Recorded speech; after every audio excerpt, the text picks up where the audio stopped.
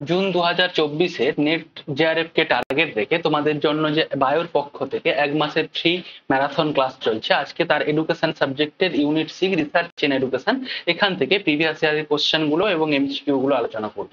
প্রায় 50টা কোশ্চেন এখানে আমরা দ্রুততার সঙ্গে আলোচনা করব। এই রিসার্চ ইন এডুকেশন, এটা এডুকেশন সাবজেক্টের সাবজেক্ট পেপারে যেরকম গুরুত্বপূর্ণ, সেরকম সমস্ত শিক্ষার্থীর ক্ষেত্রে জেনারেল পেপার রিসার্চ অ্যাপটিটিউড অর্থাৎ ইউনিট 2, জেনারেল পেপারে যে ইউনিট 2 আছে রিসার্চ অ্যাপটিটিউড, সেক্ষেত্রেও কিন্তু গুরুত্বপূর্ণ হতে চলেছে।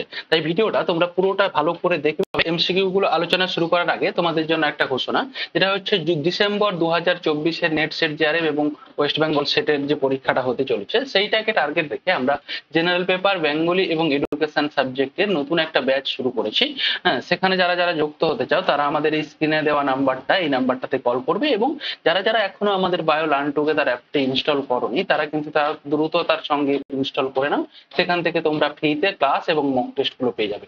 এবং জানো আমাদের বায়ো লার্ন টুগেদার অ্যাপের মধ্য দিয়ে কিভাবে পড়ানো হয়। এখানে প্রায় সাবজেক্ট জেনারেল পেপার এবং জেনারেল পেপার মিলিয়ে প্রায় 200টার বেশি পিডিএফ, 500টার বেশি রেকর্ডেড ক্লাস, অডিও নোটস থাকে, উইকলি মিনিমাম 4টে লাইভ ক্লাস, তার চেয়ে বেশিও থাকতে পারে, 12,000 প্লাস কুইজ, 12,000 প্লাস এমসিকিউ এবং ডেইলি টার্গেট শিট, অর্থাৎ প্রতিদিন তুমি কি কি কাজ করবে না করবে সেটা একটা টার্গেট শিট। প্রথম কোশ্চেন দেখো, প্রথম কোশ্চেনটা এসছে তোমার এ থেকে, রিলায়েবিলিটি এবং ভ্যালিডিটি যেটা টাইপস পড়েছিলাম রিসার্চের ক্ষেত্রে, রিসার্চের বৈশিষ্ট্য পড়তে গিয়ে সেখান থেকেই প্রথম কোশ্চেনটা আছে 1 নম্বর কোশ্চেনটা দেখো, which is are the correct fact relating to reliability and validity of a research tool. অর্থাৎ এইখানে যে ফ্যাক্ট গুলো দেওয়া হয়েছে, এখানে যে কথাগুলো বলা হয়েছে, এখানকার মধ্যে কোন অপশন গুলো ভ্যালিডিটি এবং রিলায়েবিলিটির ক্ষেত্রে সত্য। বলছে 1 নম্বর বলছে দেখো, consistency is necessary for reliability, রিলায়েবিলিটির জন্য কনসিস্টেন্সিটা প্রয়োজন। দ্বিতীয়ত বলছে validity is precondition of reliability, অর্থাৎ ভ্যালিডিটি হচ্ছে রিলায়েবিলিটির পূর্ব নির্ধারিত কন্ডিশন। তৃতীয় বলছে reliability test is always valid, reliability test always valid. চতুর্থত বলছে দেখো, a valid test is always reliable. এবং পঞ্চমত বলছে there is no relationship between reliability and validity of a fact. তো এই কোশ্চেনে বলো তো কোন অ্যান্সারটা হবে? অপশন 3টাই কিন্তু সঠিক অ্যান্সার হবে। মানে রিলায়েবিলিটি কেন টেস্ট করি বলো তো? রিলায়েবিলিটি বা বিশ্বাসযোগ্যতা টেস্ট করি কনসিস্টেন্সি, যেখানে কনসিস্টেন্সিটা প্রয়োজন। তুমি যদি একটা থার্মোমিটার দিয়ে জ্বর পরিমাপ করো, সেই জ্বর ধরো একবার টেস্ট পরিমাপ করলে 102 দেখাচ্ছে, আবার দেখালো আরেকবার করছো 98 দেখাচ্ছে, আরেকবার করছো 104 দেখাচ্ছে, এরকম হলে তাহলে কিন্তু কনসিস্টেন্সি নেই, তাহলে কিন্তু রিলায়েবিলিটিও থাকবে না। মানে consistency is necessity for reliability, রিলায়েবিলিটির জন্য কনসিস্টেন্সিটা কিন্তু প্রয়োজন। কিন্তু যদি একটা থার্মোমিটার বারবার একই রেজাল্ট দেখায়, একই জ্বর দেখায়, তখন বলবো তার কনসিস্টেন্সি আছে, অর্থাৎ এটা কিন্তু ঠিক। আর মানে ভ্যালিডিটি, রিলায়েবিলিটির ক্ষেত্রে ভ্যালিডিটি একটা কন্ডিশন, কিন্তু পূর্ব কন্ডিশন নয়, এটা প্রি কন্ডিশন নয়। হ্যাঁ, এটা কিন্তু নয়। এবং এই যে 3 নম্বরটা, এটাও ভুল। Reliability test is always valid, reliable হলে ভ্যালিড হবে এর কোনো মানে নেই, কিন্তু ভ্যালিড হলে রিলায়েবল হবে, ডিটা ঠিক। হ্যাঁ, তুমি যদি একটা ঘড়ি দেখো, ঘড়ি প্রতিদিন 1 ঘন্টা করে ফাস্ট করে রাখো, সে কিন্তু প্রতিদিন 1 ঘন্টা আগের সময় দেখাবে, 10টার সময় 11টা দেখাবে, 11টার সময় 12টা দেখাবে, এটা কিন্তু প্রতিদিন দেখাবে, এমন না আজকে দেখালো কালকে দেখাবে না। তার মানে কি রিলায়েবিলিটি আছে, কনসিস্টেন্সি আছে, তাও ভুল বলছে, কনসিস্টেন্সি ভুল বলছে। তাহলে এই জন্য বলছে রিলায়েবল হলে, কোনো টেস্ট রিলায়েবল হলে যে সেটা ভ্যালিড হবে এর কোনো মানে নেই, কিন্তু একটা টেস্ট যদি ভ্যালিড হয় তাহলে সে অবশ্যই রিলায়েবল হবে। আর এখানে যে বলছে একটা টেস্টের ক্ষেত্রে ভ্যালিডিটি রিলায়েবিলিটির কোনো সম্পর্ক নেই, এটাও কিন্তু ভুল। অর্থাৎ এ এবং ডি এক্ষেত্রে কিন্তু সঠিক অ্যান্সার, মানে 3 নম্বরটা সঠিক অ্যান্সার। পরের একটা কোশ্চেন আসছে দেখো, which of the statement is correct in relation to scale of measurement. Scale of measurement বলতেছে যে আমরা নমিনাল, অর্ডিনাল, ইন্টারভেল এবং রেশিও স্কেল গুলো পড়ে এসেছিলাম, স্কেল অফ মেজারমেন্টের 4টে টাইপস। তো সেক্ষেত্রে এই কোশ্চেন আসছে এই 5টার মধ্যে কোনগুলো ঠিক, কারেক্ট কোনগুলো। বলছে ratio scale having an absolute zero. 1 নম্বরে বলছে রেশিও স্কেলে অ্যাবসোলিউট 0 পয়েন্ট আছে, হ্যাভিং আছে। দ্বিতীয় বলছে internal scale is having absolute 0 point, interval স্কেলে 0 পয়েন্ট আছে। তৃতীয় বলছে ratio scale is used for mental measurement. আর চতুর্থ বলছে interval scale is mental measurement. আর পঞ্চমত বলছে all characteristics of ratio scale are included in interval scale also. এখান থেকে অপশন গুলো চুজ করতে হবে, অর্থাৎ এই 5টার মধ্যে কোনগুলো সঠিক আর কোনগুলো ভুল সেটা কিন্তু তোমাদের খুঁজে বের করতে হবে। এক্ষেত্রে যে সঠিক অ্যান্সারটা হবে সেটা কিন্তু দেখো, রেশিও স্কেলে কিন্তু ট্রু 0 পয়েন্ট আছে, অ্যাবসোলিউট 0 পয়েন্ট আছে। মানে তুমি যদি রেশিও স্কেল মানে কোনগুলো বলো তো? তুমি যদি ওয়েট মাপার জন্য ওজন যন্ত্র ইউজ করো, হ্যাঁ, লেন্থ মাপার জন্য বা হাইট মাপার জন্য, উচ্চতা মাপার জন্য মিটারের ফিতে ইউজ করো, তাহলে এগুলো কিন্তু ওয়েট 0 ওয়েট হয়, মানে যে একদম কোনো ওয়েট নেই। হ্যাঁ, বা হচ্ছে তোমার 0 মিটার, একদম ডিস্টেন্স নেই, এইরকম কিন্তু থাকে। এটা সব রেশিও স্কেলের মধ্যে পড়ে। রেশিও স্কেলে কিন্তু অ্যাবসলিউট 0 আছে, তাহলে রেশিও স্কেলে যদি থাকে ইন্টারভেল স্কেলে কিন্তু থাকবে না। আর রেশিও স্কেল মানে মেন্টাল মেজারমেন্ট আমরা কোনগুলো করি বলতো? আমরা বলি কি কারুর আইকিউ 0, কারুর স্ট্রেস লেভেল 0, মানে মানসিক যে বিষয়গুলো পরিমাপ করি, কারুর মোটিভেশন 0, এরকম হয় কি? তাহলে হবে না রেশিও স্কেল, তাহলে 0 হবে না। মেন্টাল মেজারমেন্টের ক্ষেত্রে আমরা রেশিও স্কেল ইউজ করি না। আমরা ইন্টারভেল স্কেলের ক্ষেত্রে কিন্তু ইন্টারভেল স্কেলের ক্ষেত্রে, সরি, মেন্টাল মেজারমেন্টের ক্ষেত্রে, মানে তোমার মোটিভেশন পাওয়ার, তোমার অ্যাটেনশন পাওয়ার, এগুলো যদি পরিমাপ করতে চাই তাহলে আমি ইন্টারভেল স্কেল ইউজ করব। এখানে মনে রাখবে যে রেশিও স্কেলের একমাত্র উদাহরণ হচ্ছে আইকিউ বা ইন্টেলিজেন্ট টেস্টের যে স্কেল, ওটাকে রেশিও স্কেলের মধ্যে ফেলা হয়। তো এইটা কিন্তু এর সঙ্গে তাহলে আমরা দেখছি কি এ এবং ডি, এইটা কিন্তু সঠিক। আর এই যে বলছে রেশিও স্কেলের সব বৈশিষ্ট্য নমিনাল ইন্টারভেল স্কেলে থাকবে, এটা কিন্তু নয়, কিন্তু ইন্টারভেল স্কেলের সব বৈশিষ্ট্য রেশিও স্কেলে থাকবে। এক্ষেত্রে এ এবং ডিটাই সঠিক আনসার এখানে আলোচনা করা হয়েছে। দেখো দেখো আমরা স্কেল অফ মেজারমেন্টকে 4 ভাগে ভাগ করতে পারি: নমিনাল, অর্ডিনাল, ইন্টারভেল এবং রেশিও। নমিনাল স্কেল মানে কি? যেখানে নাম অনুযায়ী আমরা সাজাই। যদি আমরা বললাম নাম অনুযায়ী কিরকম সাজাই, ধরো একটা ক্রিকেট খেলা হচ্ছে, সেখানে 11 জন প্লেয়ার আছে, তো একজনের জার্সি নাম্বার ধরো বিরাট কোহলি, তার জার্সি নাম্বার ধরো 18, তাহলে কি সবার সে 18 নম্বর পজিশনে আছে? সেটা কিন্তু নয়। রোহিত শর্মা ধরো তার জার্সি নাম্বার 45। তাহলে এই যে জার্সি নাম্বার গুলো দেওয়া হচ্ছে শুধু জাস্ট তাকে চিহ্নিত করার জন্য। আমরা নামকে তাকে চিহ্নিত করার জন্য, ক্যাটাগরি করার জন্য। যে 1 থেকে 10 পর্যন্ত এদিকে এসে 10 থেকে 12 পর্যন্ত এদিকে যাও। এই যে মানে পরীক্ষার রেজাল্ট, পরীক্ষার যখন কোনো লিস্ট বেরোয় তখন দেখবে অ্যালফাবেটিক্যালি সাজিয়ে দেয়, এ বি সি ডি করে সাজিয়ে দিল। তাহলে এই ক্ষেত্রে কি, এক্ষেত্রে কি এ তে যারা আছে তারা কি টপার হয়েছে? তারা কিন্তু নয়, জাস্ট এগুলো নমিনাল নাম অনুযায়ী সাজিয়ে দিয়েছে। সুবিধা যেদিকে হয় সেরকম ভাবে সাজানো হয়েছে। তো এক্ষেত্রে আর এরপর হচ্ছে অর্ডিনাল। অর্ডিনাল মানে কি বলতো? অর্ডিনাল মানে অর্ডার অনুযায়ী সাজানো। অর্ডার অনুযায়ী সাজানো, অর্ডার মানে কি? যে ভালো করে পরীক্ষার যে রোল নাম্বার দেওয়া হয়, মানে রোল নাম্বার ক্লাসের যে রোল নাম্বার হয় পরীক্ষার রেজাল্টের উপর বেস করে, তুমি যদি সবচেয়ে ভালো রেজাল্ট করো তোমার 1 নম্বর রেজাল্ট হবে, 1 নম্বর রোল হবে। তারপরে যদি একটু কম হয় 2, তারপরে 3, এভাবে এগিয়ে যাবে। মানে যে যেরকম পজিশনে থাকবে তাকে সেই রকম র্যাঙ্ক দেওয়া হয়, তাকে একটা র্যাঙ্ক দেওয়া হয়। এখানে কিন্তু ফার্স্ট মানে ফার্স্ট, কেউ অলিম্পিক খেলায় 1 নম্বর র্যাঙ্ক করেছে মানে সে কিন্তু 1 নম্বর র্যাঙ্কই হয়েছে, ফার্স্টই হয়েছে। কিন্তু এইখানে সমস্যা যেটা হচ্ছে, অর্ডিনাল স্কেলে যেটা সমস্যা হচ্ছে সেটা কি বলতো? এই যে বললাম ধরো কেউ একজন পরীক্ষায় 1 টপার, 1 র্যাঙ্ক করেছে, আবার কেউ 10 নম্বর র্যাঙ্ক করেছে, তাহলে আমি কি বলতে পারি যে এক যে র্যাঙ্ক করেছে সে 10 গুণ ভালো এই 10 নম্বরের থেকে? 10 গুণ ভালো এরকম হতে পারে? সে এক হয়তো 180 পেয়েছে আর 10 হয়তো 85 পেয়েছে, তার জন্য তার 5। তাহলে কিন্তু আমরা এই যে অর্ডার অনুযায়ী সাজাচ্ছি ঠিক আছে, কিন্তু এই যে গ্যাপটা, এই গ্যাপটা কিন্তু সমান নয়, এটা অসমান, এটা কিন্তু সমান নয়। যার বৈশিষ্ট্য আছে ইন্টারভেল স্কেলে। ইন্টারভেল স্কেলে কিরকম? এখানেও কিন্তু র্যাঙ্ক দেওয়া হয় কিন্তু ডবল অনুযায়ী, ইন্টার গ্যাপটা ইকুয়াল থাকে। ধরো মানে আমি যদি বলি কেউ পরীক্ষায় 20 পেয়েছে, আবার কেউ পরীক্ষায় 40 পেয়েছে, এই কিন্তু ডবল পেয়েছে। কিন্তু যার 20 রোল নাম্বার আর যার 40 নম্বর রোল নাম্বার তার কিন্তু ডবল নয়, এখানে কিন্তু ডবল। দেখো এখান থেকে ইন্টারভেলটা কিন্তু ইকুয়াল ইন্টারভেলে হচ্ছে, এটা কিন্তু ইকুয়াল ইন্টারভেলে হচ্ছে। মানে ইন্টারভেল স্কেল মানে ইকুয়াল ইন্টারভেল থাকবে, সমান গ্যাপ থাকবে। এই যে আমি 2, 4, 6, 6, 8 এরকম করে লিখি, দেখো প্রত্যেকটা জায়গায় 2 আছে, প্রত্যেকটা জায়গায় 2 আছে। আমি যদি 3, 6, 9 এরকম করে লিখি, তাহলে দেখো প্রত্যেকটা গ্যাপে 3 আছে, অর্থাৎ এই যে গ্যাপটা কিন্তু সমান হবে। আমি যদি বলি কারুর ওয়েট, কারুর ওজন, আমি যদি বলি ওজন কারুর 80 কেজি আর আমি যদি কারুর বলি 160 কেজি ওজন, তাহলে কিন্তু এ সত্যিই ডবল, এ ডবল হচ্ছে, কিন্তু ইকুয়াল ইন্টারভেলে হচ্ছে। তো এইটা হচ্ছে ইন্টারভেল স্কেলের মধ্যে পড়ছে। আর এই নমিনাল, অর্ডিনাল এবং ইন্টারভেল এইখানে কোথাও ট্রু জিরো নেই। আমি যদি বলি এই ইন্টারভেল স্কেলের উদাহরণ হচ্ছে টেম্পারেচার। টেম্পারেচার যদি আমি বলি 10 ডিগ্রি আর যদি 20 ডিগ্রি, তাহলে কিন্তু ডবল, কিন্তু এদের ট্রু জিরো নেই। সেলসিয়াস স্কেলে একরকম ট্রু জিরো দেখায়, ফারেনহাইট স্কেলে একরকম ট্রু জিরো দেখায়, এগুলো কিন্তু ট্রু জিরো নেই।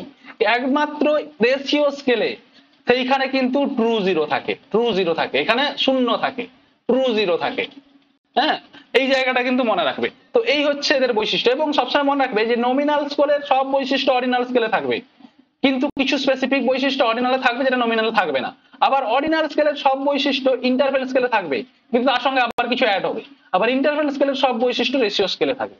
এই রেশিও স্কেল হচ্ছে একদম মানে এক্সপেরিমেন্টাল রিসার্চের ক্ষেত্রে বা ইঞ্জিনিয়ারিং আমরা যা কিছু পরিমাপ করি সবই কিন্তু মানে অবজেক্টিভ বিষয়গুলোকে, যে আমরা বস্তুগত জগতের যে বিষয়গুলোকে অ্যাকুরেট ভাবে মেজার করার জন্য আমরা কিন্তু এই রেশিও স্কেলটা ইউজ। পরে দেখো, an investigator want to study the functioning of of a স্কুলমেন্ট ফর ট্রাইবাল চিলড্রেন। ধরো একজন ইনভেস্টিগেটর মানে ধরো একজন রিসার্চার ওয়ান্ট টু স্টাডি করতে চায় কার উপর বেস করে ফাংশনিং অফ স্কুলমেন্ট ফর ট্রাইবাল চিলড্রেন। হ্যাঁ, ট্রাইবাল চিলড্রেনরা মানে যারা এসটি পপুলেশন থেকে বা অন্য জায়গা থেকে এসছে, হ্যাঁ একদম ট্রাইবাল এরিয়া থেকে এসছে, তো তারা স্কুলে কিভাবে ফাংশন করছে সেইটা সম্পর্কে তুমি গবেষণা করবে। তাহলে the most appropriate research design for this context would be classified. এক্ষেত্রে তুমি এখানে কোন রিসার্চ ডিজাইনটা নেবে? ন্যারেটিভ রিসার্চ করবে, ফেনোমেনোলজিক্যাল রিসার্চ করবে, গ্রাউন্ডেড থিওরি করবে, না এথনোগ্রাফিক রিসার্চ করবে? এটা তোমাদের কিন্তু খুঁজে বের করতে হবে কোনটা বেশি অ্যাপ্রোপ্রিয়েট হবে। এক্ষেত্রে কিন্তু আমরা এথনোগ্রাফিক রিসার্চ নিয়ে কাজ করব, কারণ স্কুলমেন্টে কারোর ফাংশনিং ট্রাইবাল স্টুডেন্টে যদি কোনো ফাংশন করে বা কিছু করে, তাহলে সেক্ষেত্রে কিন্তু আমরা তার কালচার, তার বিহেভিয়ার, হ্যাঁ তার রীতিনীতি, সংস্কৃতি এগুলো নিয়ে গবেষণা করছি, আর এগুলো নিয়ে গবেষণা করা মানে এথনোগ্রাফিক রিসার্চের মধ্যে পড়বে। পরে 5 নম্বর কোশ্চেন দেখো, a researcher remain curious to learn people's view, hear their stories and discover their feelings. একজন রিসার্চার গবেষক কি হচ্ছে? কিউরিয়াস, মানে সে অনুসন্ধান করতে চাইছে, কিউরিয়াস, হ্যাঁ মানে কিউরিয়াস হয়ে যাচ্ছে, অনুসন্ধান করতে চাইছে কি? লার্ন পিপুল ভিউ, মানুষের দৃষ্টিভঙ্গি, মানুষের দৃষ্টিভঙ্গি সম্পর্কে জানতে চাইছে কিভাবে? হেয়ার দেয়ার স্টোরি, তাদের গল্প শুনে, তাদের প্রতিনিয়ত দিন মানে দৈনন্দিন গল্পগুলো শুনে, এবং ডিসকভার দেওয়ার ফিলিংস, তাদের ফিলিংস গুলোকে ডিসকভার করা। তো এই জায়গায় কোন রিসার্চ মেথডটাকে অ্যাপ্লাই করবে? হ্যাঁ, phenomenological research, grounded theory research, ethnographical research এবং ন্যারেটিভ রিসার্চ। এক্ষেত্রে দেখো কোনটা সঠিক আনসার হবে, আনসার দেওয়ার চেষ্টা করো। রণজয় 4, কৌস্তব 4 বলছো ন্যারেটিভ রিসার্চ। একদম, এক্ষেত্রে কিন্তু একদম এইখানে মনে রাখবে এটা কিন্তু ন্যারেটিভ রিসার্চটাই অ্যান্সার হবে। এখানে আমরা তাদের গল্প শুনে, স্টোরি শুনে বা স্টোরি শুনে সেগুলোকে যখন আমরা ফিলিংস বের করি বা কি দৃষ্টিভঙ্গি, এইটা কিন্তু ন্যারেটিভ রিসার্চের মধ্যে পড়ে। স্টোরি, গল্প শুনে বা গল্প বলে বা গল্প আছে কোথাও লিখে গেছে তা কেউ কারু জীবনী বা এতে, এইগুলো নিয়ে যখন আমরা রিসার্চ করি তখন সেটা হচ্ছে ন্যারেটিভ রিসার্চের মধ্যে পড়ে। এটা কিন্তু ফেনোমেনোলজিক্যাল হবে না। মনে হবে অনেকে হবে যে তাদের দৈনন্দিন জীবনের গল্প শুনছে, নিশ্চয়ই ফেনোমেনোলজিক্যাল রিসার্চ হবে। ফেনোমেনোলজিক্যাল রিসার্চ তখনই হয় যখন কোনো ঘটনা ঘটে চলে, হ্যাঁ মানে একটা ধারাবাহিক ভাবে কোনো ঘটনা ঘটে চলেছে সেই রকম বিষয়গুলো। যখন আমরা স্টোরি দিয়ে দেখবো তখন কিন্তু সেটা ন্যারেটিভ রিসার্চের মধ্যে পড়বে। পরের কোশ্চেন দেখো, which of the following is the most appropriate for a PhD level work in education for qualitative research approach? এখানে বলছে কোয়ালিটেটিভ রিসার্চ অ্যাপ্রোচের ক্ষেত্রে তুমি এডুকেশনে যদি পিএইচডি করতে চাও তাহলে কোনটা বেশি গুরুত্বপূর্ণ? ফুটনোট এন্ড রেফারেন্স, না bibliography and endnote and reference, না ফুটনোট এন্ড এন্ডনোট? মানে বেসিক্যালি তুমি রিসার্চের ধরো থিসিস লিখছো পিএইচডি, সেক্ষেত্রে তুমি কোন রেফারেন্সিং এর ক্ষেত্রে কোন বিষয়গুলো তুমি ফলো করবে? তো এক্ষেত্রে দেখো, এক্ষেত্রে যে সঠিক অ্যান্সারটা হবে সেটা কিন্তু এন্ড নোট এন্ড রেফারেন্স নয়, basically footnote and endnote. এই জিনিসগুলো মানে কোয়ালিটেটিভ রিসার্চ হচ্ছে যে আমরা প্রত্যেকটা পেজের নিচে নিচে ইনফরমেশন দিয়ে রাখি, হ্যাঁ বিষয়গুলো, ওখানে অনেক বিষয় থাকে। তো তো এটা মানে যেটা সঠিক অ্যান্সার হবে সেটা হচ্ছে footnote and endnote. এইরকম বিষয়গুলো কিন্তু এখানে গুরুত্বপূর্ণ, ঠিক আছে? এটা এডুকেশনের ক্ষেত্রে, আর কোয়ালিটেটিভ রিসার্চ যখন আমরা অ্যাপ্রোচ ফলো করবো মানে সবচেয়ে বেশি অ্যাপ্রোপ্রিয়েট হবে। এরপরে দেখো, which of the following is not correct? এখানে যে 4টে অপশন দেওয়া আছে কোনটা ভুল? এটা বেসিক্যালি ট্রায়াঙ্গুলেশনস থেকে এসছে। আমরা ট্রায়াঙ্গুলেশনস জেনেছি, গ্রাউন্ডেড থিওরি বা মিক্সড মেথড রিসার্চ পড়তে গিয়ে আমরা ট্রায়াঙ্গুলেশন সম্পর্কে পড়ে এসেছি। ট্রায়াঙ্গুলেশন সম্পর্কে এখানে আছে, আমরা আলোচনা করব। তো এক্ষেত্রে দেখো এখানে বলছে triangulations involve 2 or more source of data. দ্বিতীয় বলছে multiple data collection procedures refers to triangulations. দ্বিতীয় বলছে triangulations is a qualitative cross validation. Triangulations include 2 or more research method. তো এক্ষেত্রে কোন আনসারটা ভুল হবে সেটা আমাদের খুঁজে বের করতে হবে। বেসিক্যালি ট্রায়াঙ্গুলেশনস পদ্ধতি কি বলতো? ট্রায়াঙ্গুলেশনস পদ্ধতি হচ্ছে যেখানে ধরো আমি একটা গবেষণা আমি নিজে করছি, একাই করছি, তাহলে আমার কিন্তু কিছু ভুল থেকে যেতে পারে। তাহলে আমি কি করলাম, আমি এক গবেষণাটা করছি, তো আমি আরেকজনকে বললাম তুমিও এই রিসার্চটা করো, দিয়ে যখন গবেষণা শেষ হলো দুজনের রেজাল্ট যদি সেম বেরোয় তাহলে ভাববো যে আমাদের কোনো ভুল নেই। আমরা কোনো এক জায়গা থেকে ডেটা কালেকশন করছি তাহলে কিন্তু আমাদের ভুল হয়ে যাবে। আমরা বিভিন্ন জায়গা থেকে যদি ডেটা কালেকশন করি তাহলে আমাদের রিসার্চের অথেন্টিসিটি বেড়ে যাবে। এটাও কিন্তু এক ধরনের ট্রায়াঙ্গুলেশন। তো এক্ষেত্রে কোনটা যাবে না সেটা আমাদের কিন্তু খুঁজে বের করতে হবে। এগুলোকে ট্রায়াঙ্গুলেশন বলে। ট্রায়াঙ্গুলেশন মানে তিন নম্বর অ্যাঙ্গেল থেকে দেখ, হ্যাঁ আমি একজন এটাকে দেখছি, তো আমি আমার মতো করে দেখতে পারি, ভুল থাকতে পারে, ঠিক থাকতে পারে, তো সেইটা ক্রস ভ্যালিডেশন করার জন্য আমি বলছি কি আরেকজনকে লাগিয়ে দিলাম, সে এখান থেকে দেখছে বিষয়টি। এটাকেই বেসিক্যালি ট্রায়াঙ্গুলেশন বলা। এটা কোয়ালিটেটিভ রিসার্চের একটা অ্যাপ্রোচ, ঠিক আছে? তো এক্ষেত্রে দেখো, এক্ষেত্রে যে এখানে ইনকারেক্ট যেটা হবে সেটা হচ্ছে আমরা triangulation is a qualitative cross validation. এইটা কিন্তু ভুল। হ্যাঁ, আমরা ক্রস ভ্যালিডেশন করে দেখবো, আমরা বারবার চেক করে দেখবো ট্রায়াঙ্গুলেশনের ক্ষেত্রে, কিন্তু সবসময় যে কোয়ালিটেটিভ অ্যাপ্রোচে ফলো করবো এমনটা নয়। এটা মিক্স মেথডের টাইপ বললাম, যেখানে কোয়ালিটেটিভ কোয়ান্টিটেটিভ দুটো মিক্স বিষয় থাকবে। আমার যদি মনে হয় কোথাও কোথাও ক্রস ভ্যালিডেশনের জন্য কোয়ান্টিটেটিভ অ্যাপ্রোচের প্রয়োজন, সেখানে কিন্তু আমি কোয়ান্টিটেটিভ অ্যাপ্রোচ ফলো করবো। সবসময় আমরা কোয়ালিটেটিভ অ্যাপ্রোচ ফলো করবো এমনটা কিন্তু নয়, ঠিক আছে। কিন্তু ট্রায়াঙ্গুলেশনের ক্ষেত্রে যেগুলো কারেক্ট দেখো, ট্রায়াঙ্গুলেশনস কিন্তু টু বা মোর সোর্স অফ ডেটা, অর্থাৎ আমরা দু জায়গা থেকে, তিন জায়গা থেকে, চার জায়গা থেকে বা অন্য অনেক জায়গা থেকে ডেটা সংগ্রহ করি, যাতে আমরা ডেটার অথেন্টিসিটিটা বেড়ে যায়। হ্যাঁ, ডেটা কালেকশনের জন্য আমরা বিভিন্ন প্রসিডিওরস ব্যবহার করি, ডিফারেন্স প্রসিডিওরস ব্যবহার করি, এটাও ঠিক। এবং এখানে দুই বা তার বেশি রিসার্চারও যুক্ত থাকে, এটাও কিন্তু ঠিক। বোঝা গেল ট্রায়াঙ্গুলেশনস বিষয়টা। এর পরের কোশ্চেন দেখো, পরের কোশ্চেনটা কি আছে বলতো? পরের কোশ্চেনটা আছে a quality research is the outcome of. একটা কোয়ালিটেটিভ রিসার্চ কিসের আউটকাম? অ্যান অ্যানালিটিক্যাল মাইন্ড, অর্থাৎ তুমি কোয়ালিটেটিভ না, এটি কোয়ালিটি রিসার্চ। তুমি একটা হাই কোয়ালিটি রিসার্চ করছো, সেটা কিভাবে তোমার রিসার্চের কোয়ালিটি আছে না নেই সেটা কিভাবে বোঝা যাবে? An analytical mind outcome of, অর্থাৎ কেন তুমি ভালো রিসার্চ করেছো। And rich source of literature, a collective scholarship, a genius mind. ক্ষেত্রে কোনটা সঠিক অ্যান্সার হবে সেটা কিন্তু আমাদের খুঁজে বের করতে হবে। অর্থাৎ তুমি একটা ভালো রিসার্চ করেছো, তোমার রিসার্চের কোয়ালিটি ভালো, তাহলে তোমার কিসের জন্য কোয়ালিটি ভালো হয়েছে? তোমার মাইন্ডটা অ্যানালাইটিক্যাল মাইন্ড, তাই তোমার রিসার্চের কোয়ালিটি ভালো হয়েছে। তুমি ভালো সোর্স পেয়েছো, তাই তোমার রিসার্চ ভালো হয়েছে। তুমি স্কলারশিপ বেশি পেয়েছো, তাই তোমার রিসার্চ ভালো হয়েছে। তোমার মাইন্ডটা জিনিয়াস, অর্থাৎ তুমি বুদ্ধিমান লোক, খুব জিনিয়াস লোক, তাহলে তার জন্য তুমি ভালো হয়েছে। এক্ষেত্রে দেখো, এক্ষেত্রে কিন্তু একদম অ্যানালাইটিক্যাল মাইন্ড। রিসার্চ মানেই সবসময় অ্যানালাইসিস করে দেখবে, ক্রিটিক্যাল অ্যানালাইসিস করবে। হ্যাঁ, ভালোভাবে দেখবে, মানে দেখবে সত্যি একদম নিখুঁত ভাবে ক্রিটিক্যালি অ্যানালাইসিস করে দেখবে। তো তুমি যদি কোনো বিষয়কে যখন উপস্থাপন করছো, কোনো বিষয় নিয়ে গবেষণা করছো, সেটা তুমি কতটা ক্রিটিক্যালি, কতটা অ্যানালাইটিক্যালি তুমি বিষয়টাকে অ্যানালাইসিস করছো, তার উপর নির্ভর করে তোমার রিসার্চের কোয়ালিটি ভালো হবে না খারাপ হবে। তুমি ভালো লিটারেচার পেয়েছো, প্রচুর লিটারেচার এখান থেকে কপি করে সেখান থেকে কপি করে, বা প্রচুর লিটারেচার গুলো নিয়ে পড়ে হু লিখে দিলে, তাহলে কিন্তু হবে না। সেক্ষেত্রে তোমার অ্যানালাইটিক্যাল মাইন্ডটাই গুরুত্বপূর্ণ, অর্থাৎ এর দাগে যে অপশন আছে এটাই সঠিক অ্যান্সার। স্কলারশিপ বেশি পেলে হবে না, আর জিনিয়াস মাইন্ড থাকলেও হবে না। কারণ কিছু জিনিয়াস মাইন্ড এমন কিছু বিষয় বলে দেয়, ঠিক আছে, কিছু জিনিস বলে দেয় কিন্তু তার প্রমাণ করতে পারে না যে কিভাবে হচ্ছে। হ্যাঁ, জিনিয়াসরা হচ্ছে জিনিয়াস মাইন্ড, মানে এটাও হবে না। এক্ষেত্রে কিন্তু অ্যানালাইটিক্যাল মাইন্ডটা রিসার্চের ক্ষেত্রে সবচেয়ে বেশি গুরুত্বপূর্ণ। পরের কোশ্চেন দেখো, 9 নম্বর question, which of the following is a typical characteristics of grounded theory research. অর্থাৎ গ্রাউন্ডেড থিওরির যে রিসার্চ, গ্রাস রুট লেভেলের যে রিসার্চ, তার টাইপিক্যাল ক্যারেক্টারিস্টিক্স কোনটা? এখানে যে 4টে ক্যারেক্টারিস্টিক্স দেওয়া আছে তার মধ্যে কোনটা টাইপিক্যাল রিসার্চ, মানে গ্রাউন্ডেড থিওরি রিসার্চের বৈশিষ্ট্য? A culture sharing group, sorry, chronology of an individual experience, high response part from participant, high response rate from participant, theoretical sampling। তো এক্ষেত্রে কোনটা হচ্ছে গ্রাউন্ডেড থিওরির সবচেয়ে ভালো বৈশিষ্ট্য? গ্রাউন্ডেড থিওরির মনে রাখার সবচেয়ে ভালো অ্যাপ্রোচ হচ্ছে ইন্ডাকটিভ রিসার্চ অ্যাপ্রোচ ফলো করবে। হ্যাঁ, এটা হচ্ছে ইন্ডাকটিভ রিসার্চ অ্যাপ্রোচ ফলো করবে। মানে ইন্ডাকটিভ রিসার্চ যেরকম আমরা জানি বিভিন্ন জায়গা থেকে ডেটা কালেকশন করে করে একটা সিদ্ধান্তে পৌঁছে। তো এক্ষেত্রে সঠিক অ্যান্সার কোনটা হবে? দেখো বেসিক্যালি গ্রাউন্ডেড থিওরির ক্ষেত্রে যে অ্যান্সারটা সঠিক হবে, এটা কিন্তু high response rate of participant মোটেও নয়। High response rate of participant মানে বেশি স্যাম্পেল থাকে, বেশি পার্টিসিপেন্ট থাকে, বেশি রেসপন্স দেয়, এটা কোয়ান্টিটেটিভ রিসার্চে যেখানে সার্ভে হয়। কোয়ালিটেটিভ রিসার্চ মানে পার্টিসিপেন্ট সবসময় কম হবে, সেখানে হাই রেট অফ রেসপন্স পাবে না। রেট মানে পার্সেন্টেজ, যে বেশি জন পার্সেন্টেজে দিয়েছে।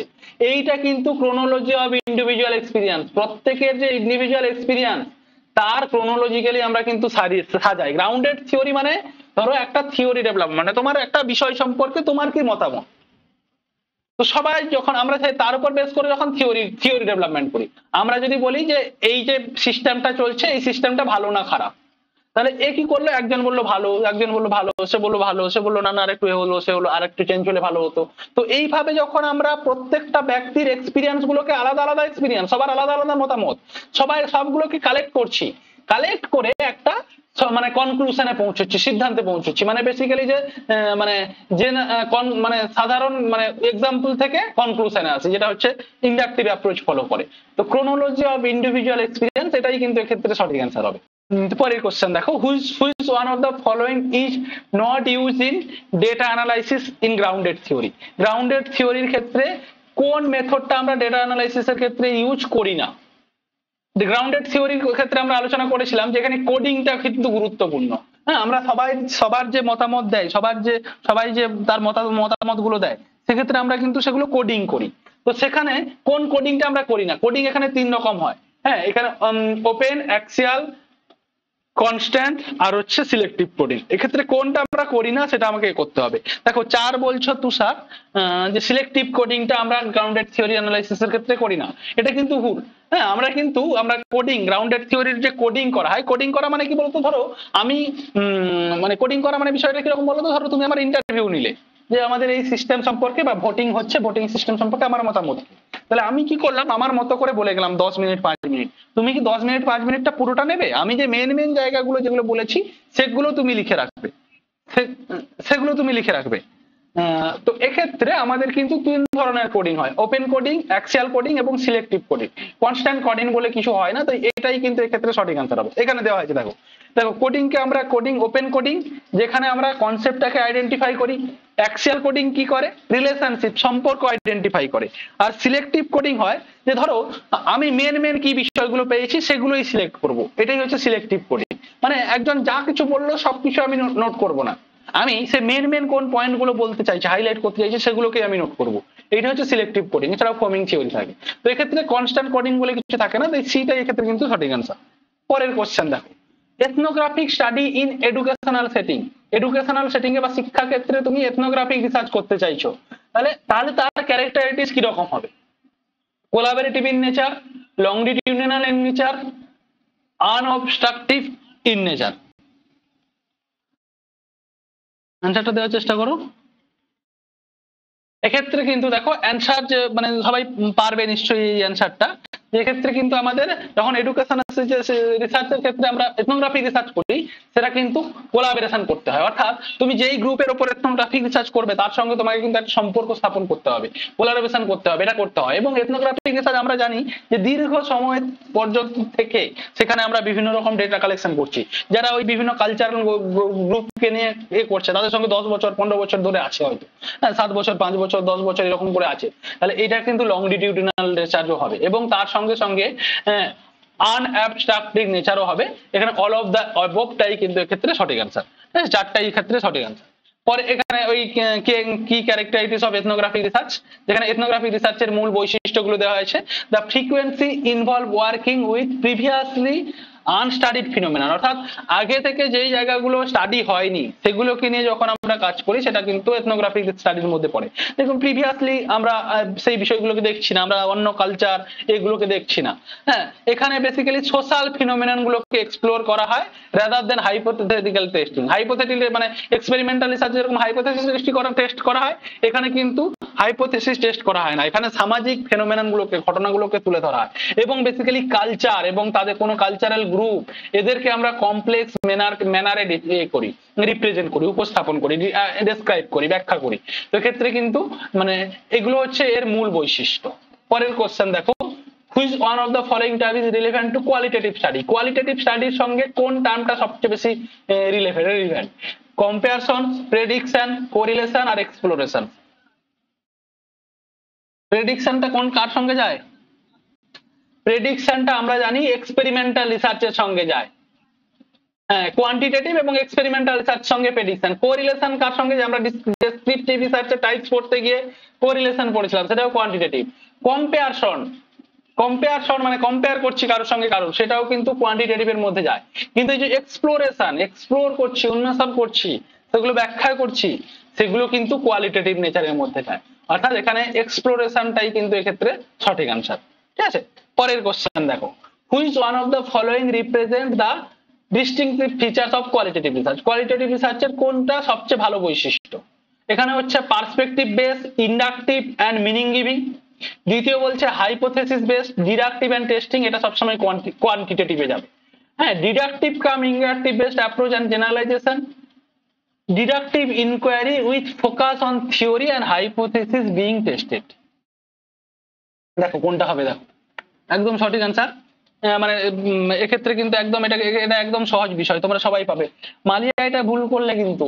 ডিডাকটিভ অ্যাপ্রোচ আমরা এতে ফলো করি, কোয়ালিটেটিভ রিসার্চে ডিডাকটিভ অ্যাপ্রোচ ফলো করি আমরা, তো কোয়ালিটেটিভ রিসার্চ সেখানে বললাম ইন্ডাকটিভ, সেখানে আমরা হাইপোথেসিস টেস্ট করি, কোয়ালিটেটিভ রিসার্চে করি না, কিন্তু বেশিরভাগ ক্ষেত্রেই করি না আমরা কোয়ালিটি। হ্যাঁ একদম, 1 নম্বর যে অপশন আছে perspective base, inductive and meaning giving, অর্থাৎ আমরা কোয়ালিটেটিভ রিসার্চ মানে, হ্যাঁ কোয়ালিটেটিভ রিসার্চ মানে তার একটা পার্সপেক্টিভ থাকবে। আমরা কোনো একটা উদ্দেশ্য বা পরিপ্রেক্ষাপটের উপর বেস করে আমরা কিন্তু কোয়ালিটেটিভ রিসার্চটা করি, এবং সেটা ইন্ডাকটিভ রিসার্চ ফলো করে। হ্যাঁ, যে ethnographic research, grounded theory, phenomenological research, narrative research সবই হচ্ছে ইন্ডাকটিভ মেথড ফলো করে, এবং এটা মিনিং গিভিং, বিশেষ করে ন্যারেটিভ রিসার্চ এই যে বিষয়গুলো এটা মিনিং বের করে, মিনিং গিভিং একটা ইয়ে। ঠিক আছে, এইটাই কিন্তু এর সবচেয়ে সঠিক অ্যান্সার 1 নম্বর। হাইপোথেসিস বেসড মানে হচ্ছে সেটা এক্সপেরিমেন্টাল বা ডেসক্রিপটিভ হয়ে যাচ্ছে, ডিডাকটিভ টেস্টিং মানে এক্সপেরিমেন্টাল হয়ে যাচ্ছে, deductive cum inductive approach and generalization এগুলো এটা কিন্তু হবে না, এটা কোয়ালিটেটিভের মধ্যে পিওর কোয়ালিটেটিভে যাচ্ছে না, এটা মিক্সড মেথডে চলে যাচ্ছে। তখন আমরা দুটো অ্যাপ্রোচ করছি এবং জেনারেলাইজেশন করছি, এটা মিক্সড মেথডে যাচ্ছে, আর এটা কিন্তু কোয়ান্টিটেটিভ অ্যাপ্রোচে যাচ্ছে, তাই একটাই কিন্তু সঠিক অ্যান্সার। পরের কোশ্চেন দেখো, the combination of difference approach to validate information strategy and result in a research study is technically known as, অর্থাৎ আমরা কি করছি, কম্বিনেশন করছি বিভিন্ন ডিফারেন্স অ্যাপ্রোচ, অনেকগুলো অ্যাপ্রোচের কম্বিনেশন করছি, কি করার জন্য, ইনফরমেশন গুলোকে ভ্যালিডেট করার জন্য, আলাদা আলাদা বিভিন্ন স্ট্র্যাটেজি করছি এবং রেজাল্ট গুলোকে কম্বাইন করছি।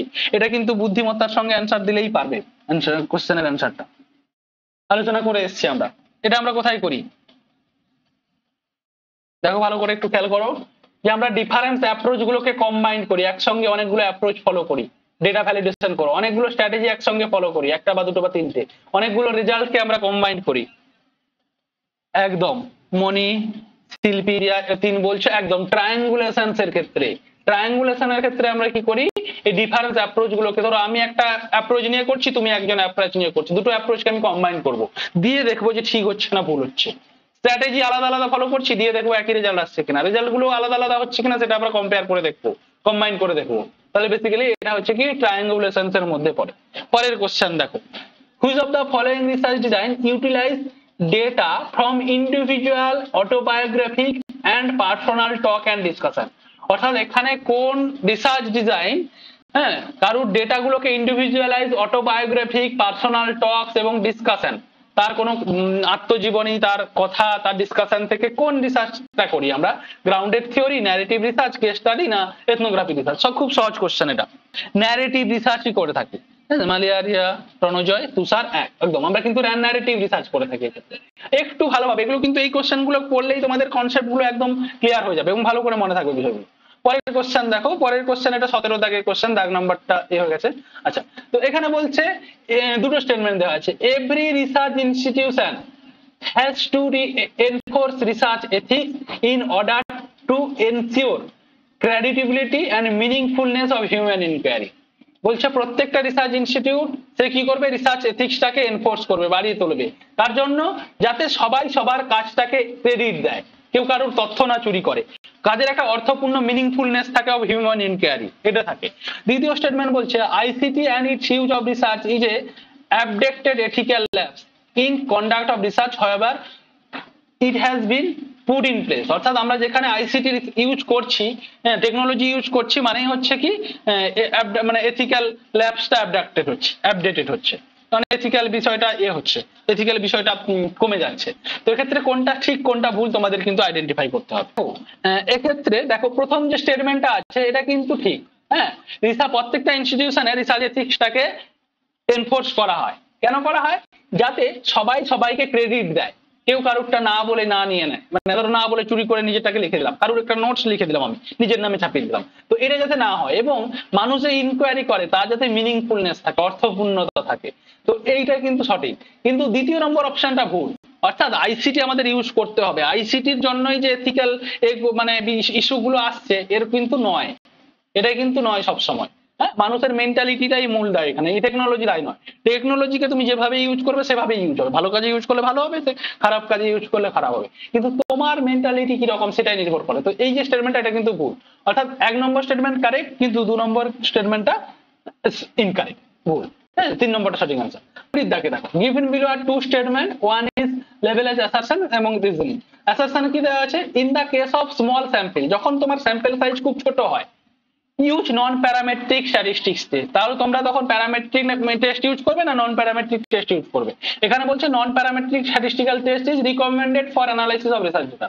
তাহলে স্যাম্পল সাইজ ছোট হলে তাহলে তোমাকে কি non parametric test statistical test recommend করা হয়, মানে অ্যানালাইসিস করার ক্ষেত্রে এটা ইউজ করবে। এটা ঠিক না ভুল?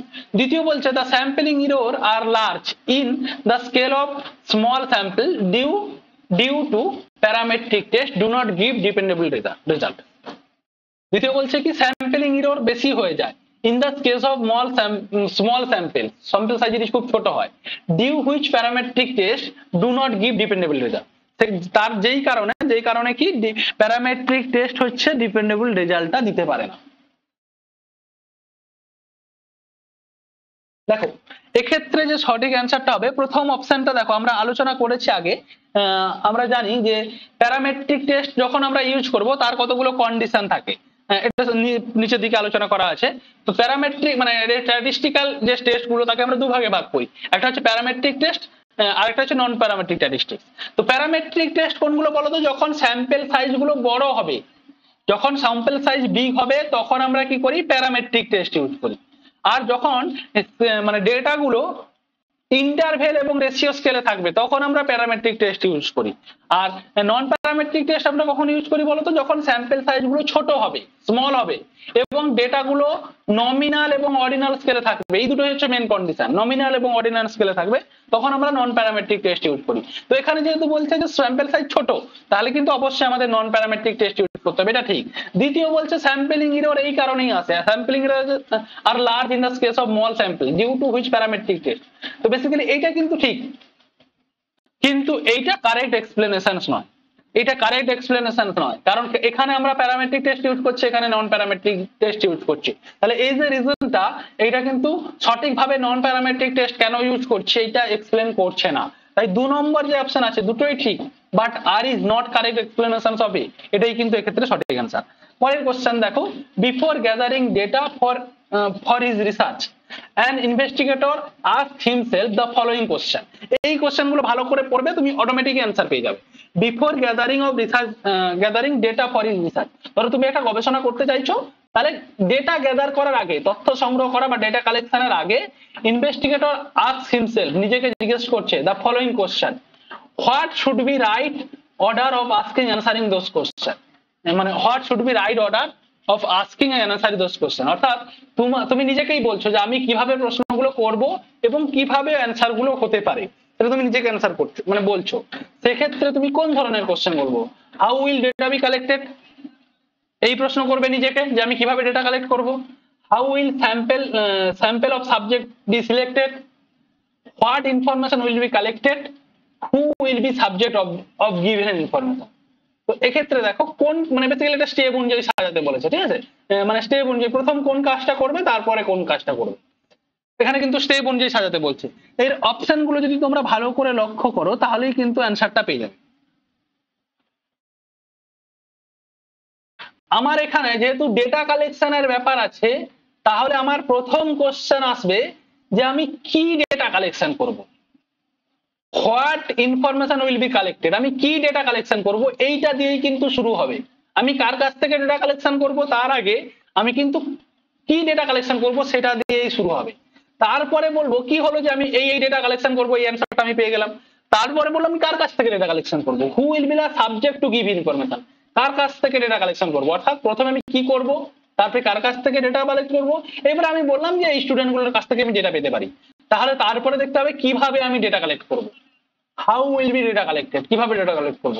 তারপরে how will be the sample of the subject B selected, এরপরে বললাম আমি এভাবে ডেটা কালেক্ট করব। এরপরে শেষে যেটা দাঁড়াচ্ছে যে আমি ধরো আমার কাছে 100 জন আছে, আমি তো 100 জনের কাছে কালেক্ট করবো না, আমি এই 10 জন 5 জনের কাছে কালেক্ট করবো। তাহলে সেটা আমি কিভাবে করব, এটা সর্বশেষে আমি নির্ধারণ করবো। এটা আমার কাছে মেন প্রবলেম নয়, এটা আমি সবার শেষে নির্ধারণ করবো। মেন প্রবলেম হচ্ছে আমি কি ডেটা কালেক্ট করবো, কার কাছ থেকে কালেক্ট করবো এবং কিভাবে কালেক্ট করবো, এই তিনটাই হচ্ছে প্রাইমারি, তারপরে এটা।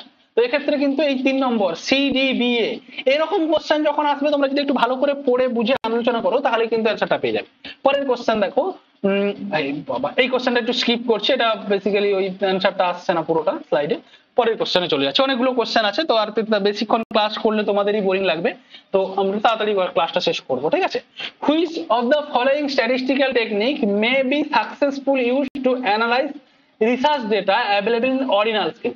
অর্থাৎ এই যে আমি বললাম অর্ডিনাল স্কেল, নমিনাল স্কেল, এই যে অর্ডিনাল স্কেলের ক্ষেত্রে কোন স্ট্যাটিস্টিক্যাল টেকনিক্স গুলো ইউজ করবে তোমরা, এর একটা চার্ট আমি দিয়ে দিচ্ছি, সেখান থেকে এখানেই চার্টটা আছে, তো এখান থেকে তোমরা বিষয়টা বলতে পারবে, মানে বুঝতে পারবে যে অর্ডিনাল স্কেলের ক্ষেত্রে, যদি অর্ডিনাল স্কেল মানে কি, অর্ডার অনুযায়ী সাজানো হয়, র্যাঙ্ক অনুযায়ী সাজানো হয়, তাহলে এখানে র্যাঙ্ক অনুযায়ী সাজাতে গেলে এখানে কিন্তু তোমাকে পার্সেন্টাইল র্যাঙ্কটা এর মধ্যে পড়বে, পড়বে কি পড়বে না? পড়বে কিন্তু। এবং এই কোয়ার্টাইল ডিভিশনসটা এর মধ্যে পড়বে, এবং তার সঙ্গে পড়বে এই হচ্ছে স্পিয়ারম্যান কোরিলেশন মেথড। এই তিনটে মেথড কিন্তু, অর্থাৎ এসিই, এই এসিইটা কিন্তু সরি এসিই 2 নম্বরে যে অপশনটা আছে, এই তিনটে কিন্তু আমরা অর্ডিনাল স্কেলের ক্ষেত্রে ইউজ করব, ঠিক আছে? তো এক্ষেত্রে দেখো এইখানে এই চার্টটা দেওয়া আছে যে আমরা কোন জায়গায় কোন ম্যাথমেটিক্যাল টেকনিক্স গুলো ইউজ করি। দেখো নমিনাল স্কেল আমরা দুটো ভাবে করতে পারি, ইকুয়াল, সমান কি সমান নয়। অর্থাৎ নমিনাল স্কেলের উদাহরণ কি বলতো, জেন্ডার হতে পারে, জেন্ডার একটা নমিনাল স্কেল। জেন্ডার মানে আমরা বেসিক্যালি কি, কোনো রকম কিছু বোঝায় না, ধরো মেল ফিমেল, আমরা জাস্ট ডিফারেন্স করার জন্য, একটু আলাদা করার জন্য এই ক্ষেত্রে আমরা এই করছি। তো একটা গ্রুপে মেল ফিমেল সমান আছে না অসমান আছে, এটাই আমরা জাস্ট এই ডেটাটা আমরা বের করতে পারি, মেল বেশি না ফিমেল বেশি এইটাই আমরা বের করতে পারি। এইটা হচ্ছে মোড নির্ধারণ করে। মোড হচ্ছে একটা গ্রুপে ধরো 10 জন, গ্রুপে একজন 10 জন স্টুডেন্ট আছে, সেই 10 জনের মধ্যে 7 জন 50+ নাম্বার করে পেয়েছে, তাহলে সবচেয়ে বেশি যে নাম্বারটা এসছে এই 50টা বা এই 7 জন পেয়েছে, এটাই হচ্ছে মোড। এই মানে সবচেয়ে বেশি স্কোর কোথায় আছে সেটা বের করা হচ্ছে মোড। সবচেয়ে বেশি নম্বর, ধরো তোমার কাছে 100 টাকা আছে, খুচরো 10 টাকা 5 টাকা 50 টাকা 50 টাকা 20 টাকা এরকম নোটে 100 টাকা আছে, এরকম নোটগুলোকে মিলিয়ে 100 টাকা আছে। তুমি যদি গুনে দেখো যে সেখানে তোমার 10 টাকার নোট সবচেয়ে বেশি আছে, তাহলে সেই 10টাই হচ্ছে তোমার মোড। অর্থাৎ একটা গ্রুপে অনেকগুলো ডেটার মধ্যে সবচেয়ে বেশি সেম ডেটা সবচেয়ে বেশি সংখ্যক কোথায় আছে। আর অর্ডিনাল স্কেলে আমরা কি সমান ও অসমান করতে পারি এবং কম্পেয়ার করতে পারি, কে ভালো কে খারাপ। যে 1 রেজাল্ট করেছে আর যে 10 রেজাল্ট করেছে, কে বেশি পেয়েছে কে কম পেয়েছে সেটা আমরা করতে পারি তো, লেস দেন গ্রেটার দেন করতে পারি তো, করতে পারি, কম্পেয়ার করতে পারি, কিন্তু আমরা বলতে পারি না যে সত্যি ডবল গুণ পেয়েছে। এক্ষেত্রে মোড আর মিডিয়ান এই দুটো স্ট্যাটিস্টিক্যাল টেকনিক্স ইউজ করা হয়, রেঞ্জ, ইন্টার কোয়ার্টাইল রেঞ্জ এইগুলো ইউজ করা হয়। এবং অর্ডিনাল স্কেলে আমরা সমান অসমান, লেস দেন গ্রেটার দেন এবং যোগ বিয়োগ। দেখো জিরো না থাকলেও যোগ বিয়োগ হয়, কিন্তু জিরো গুণ ভাগ হবে না, জিরো না থাকলে গুণ ভাগ হবে না, এই জন্য যোগ বা বিয়োগে লিমিটেড। এখানে মোড, মিডিয়ান এবং অ্যারিথমেটিক মিন এইটা পাওয়া যায়। আর এখানে স্ট্যাটিস্টিক্যাল টেকনিক্স কি ইউজ করা হয়, দেখো range, quartile range, standard division, variance. তো এই বিষয়গুলো কিন্তু এখানে এই কোশ্চেনটা থেকে এসেছিল। আর রেশিও স্কেলে কি হয়, range, quartile range, standard division, variance, relative standard division, mean, median, mode, সমস্ত রকম স্ট্যাটিস্টিক্যাল বিষয়গুলো এখানে কিন্তু অ্যাপ্লাই করা যায় এই রেশিও স্কেলের ক্ষেত্রে, ঠিক আছে? এই বিষয়গুলো মনে রাখবে। পরের কোশ্চেন দেখো, if a phenomenon change over time, what kind of research should be taken on the to study it? একটা ফেনোমেনন, ঘটনা যদি বারবার চেঞ্জ হয়, তাহলে এই ক্ষেত্রে আমরা কোন রিসার্চ করব? এক্সপেরিমেন্টাল রিসার্চ, লংডিটিউডিনাল, এক্সপোর্ট ফ্যাক্টর এবং এথনোগ্রাফিক্যাল রিসার্চ। বলো, এইবার আমাদের জায়গায় চলে এসেছি আমরা। এটা কিন্তু একদম সহজ কোশ্চেন, কিন্তু আমরা বলতে পারবো না। এই কোশ্চেন আনসারটা বলো তো, চেষ্টা করো। হ্যাঁ, নালিয়া 2 বলছো।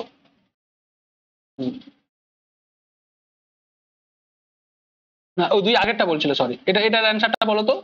এইটার দেখো, যে যদি একটা ফিনোমেনন একটা নির্দিষ্ট সময় পর পর চেঞ্জ হয়ে যায়, তাহলে আমরা কোন ধরনের রিসার্চ করব? দেখো এখানে তোমরা সবাই চাইছিলে যে ফেনোমেনোলজিক্যাল রিসার্চটা অপশন আছে কিনা, তাই তো? নেই। তো সেক্ষেত্রে দেখো কোনটা সঠিক অ্যান্সার হবে এখানে। দেখো, বলো। এক্সপেরিমেন্টাল রিসার্চ তো হবে না, এক্স পোস্ট ফ্যাক্টো কোনো ঘটনা ঘটে যাওয়ার পর করি আমরা। এথনোগ্রাফিক রিসার্চ তো নয়, এখানে আমরা কালচার নিয়ে করছি না। এটা বেসিক্যালি লংডিটিউডিনাল স্টাডি, যখন একটা বিভিন্ন সময় চেঞ্জ হয় সেটা আমরা কি বলি, যখন কোনো ঘটনা বিভিন্ন সময় চেঞ্জ হয় তখন লংডিটিউডিনাল স্টাডি হয়। ধরো এই যে মহাকাশের কোন মানে এই যে মানে ধরো সূর্য উদয়, সূর্য অস্ত, চন্দ্রগ্রহণ, সূর্যগ্রহণ, এই কৃষ্ণপক্ষ, শুক্লপক্ষ, এইগুলো দেখো একটা সময়ের পর পর চেঞ্জ হয়ে যায়। দীর্ঘ সময় পর্যন্ত পরপর চেঞ্জ হয়ে যায়, ওভার টাইমের পরপর চেঞ্জ হয়। তো এই সম্পর্কে যে আমরা ইনফরমেশন পেয়েছি এগুলো কিন্তু লংডিটিউডিনাল স্টাডির ফলেই পেয়েছি, লংডিটিউডিনাল রিসার্চ করে পেয়েছি। মানে দীর্ঘ সময় ধরে বছরের পর বছর 100 বছর 200 বছর ধরে মানুষ অবজারভেশন করে করে করে করে অ্যানালাইসিস করে করে তারা কিন্তু সিদ্ধান্তে পৌঁছেছে যে এই সময় জোয়ার হবে, এই সময় ভাটা হবে, এই সময় এইরকম ওয়েদার থাকবে। এগুলো কিন্তু এই লংডিটিউডিনাল স্টাডির মধ্য দিয়ে এসছে। যে ঋতু, হ্যাঁ, সূর্যগ্রহণ, চন্দ্রগ্রহণ, কৃষ্ণপক্ষ, শুক্লপক্ষ, এগুলো সব যে মানুষ করেছে, তৈরি করেছে, এগুলো কিন্তু মানে টেকনোলজি ডেভেলপমেন্ট হওয়ার আগে থেকেই চলে এসছে। এগুলো কিন্তু লংডিটিউডিনাল স্টাডির মধ্যে মানে দীর্ঘকালীন অবজারভেশন করে করেই মানুষ কিন্তু শিখেছে। বুঝতে পেরেছো? এরকম কোশ্চেন আছে, which of the following is the correct order measurement scale in increasing order to accuracy, patience and number of operational use. Basically এখানে ইনক্রিজিং অর্ডার, ইনক্রিজিং এর মানে ছোট থেকে বড়, স্মল টু বিগ, এইরকম অর্ডারে সাজাতে বলছে। ইনক্রিজিং মানে কি, পরপর বাড়তে থাকবে, মানে ছোট থেকে বড়। এক্ষেত্রে কোনটা অপশন হবে সেটা দেখো। এক্ষেত্রে তাহলে আমরা চারটাই বলছি, যে নমিনাল, অর্ডিনাল, ইন্টারভেল এবং রেশিও। একদম, এক্ষেত্রে কিন্তু চারটাই সঠিক আনসার। এইরকম সহজ কোশ্চেন কিন্তু তোমাদের আসে। এরপরে দেখো পরের কোশ্চেনে চলে যাচ্ছি। 26 নম্বর কোশ্চেন। এ বাবা, এইটাও এরকম হয়ে গেছে, এক সেকেন্ড। আচ্ছা, এটা আরে করি, তাহলে এগুলো সব কোশ্চেন স্কিপ করলে হবে না। এরকম হয়ে গেছে কেন? আচ্ছা, মানে ক্লাসগুলো কি মনে হচ্ছে খুব স্পিডে হয়ে যাচ্ছে নাকি? হুম, ক্লাসটা কি খুব স্পিডে হচ্ছে? আচ্ছা, একটু এগুলো বেসিক্যালি দেখো, এখন তো সেলফ স্টাডির সময়, তো এখন আর বেসিক্যালি সময় মানে কম সময় নষ্ট করলে, মানে ধরো একটা বিষয়কে অনেকক্ষণ ধরে বোঝালাম, সেটা হবে না। যতটা ইনফরমেশন গ্যাদার করতে পারছো করো, কারণ এখন রিভিশনের সময় সমস্ত বিষয়গুলো। যাই হোক, তো চলো পরের কোশ্চেন আলোচনা করছি। এখানে বলছে what is the nature of educational research. এডুকেশনের জন্য এডুকেশনাল রিসার্চের নেচার কি, শিক্ষাগত যে গবেষণা তার নেচার কি। এখানে বলছে educational research is empirical in nature. এখানে এম্পেরিক্যাল থাকে, অর্থাৎ পরীক্ষা মানে পরীক্ষা পর্যবেক্ষণ এবং সিদ্ধান্ত, এভাবেই পর্যবেক্ষণ, পরীক্ষা এবং সিদ্ধান্ত এই বিষয়টা ফলো করে। এখানে বলছে educational research should be systematic. Educational research সবসময় সিস্টেমেটিক হবে।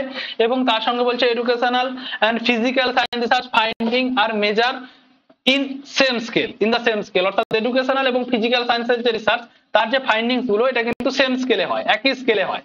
অর্থাৎ সবটাই রেশিও। আমরা জানি ফিজিক্যাল সায়েন্সের গবেষণার ক্ষেত্রে আমরা রেশিও স্কেলে ইউজ করি, তো সেক্ষেত্রে বলছে এডুকেশনাল রিসার্চেও সেম স্কেল ইউজ করা হয়।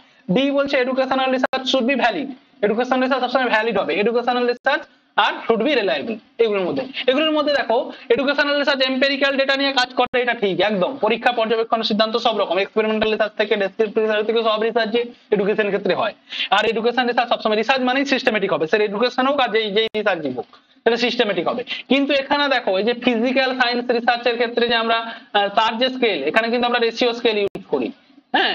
সেখানে কিন্তু এডুকেশনের ক্ষেত্রে কিন্তু আমরা ইন্টারভেল স্কেল, বেশির ক্ষেত্রে ইন্টারভেল স্কেল ইউজ করি, সেম স্কেল সবসময় ইউজ করি না, এটা কিন্তু ভুল হবে।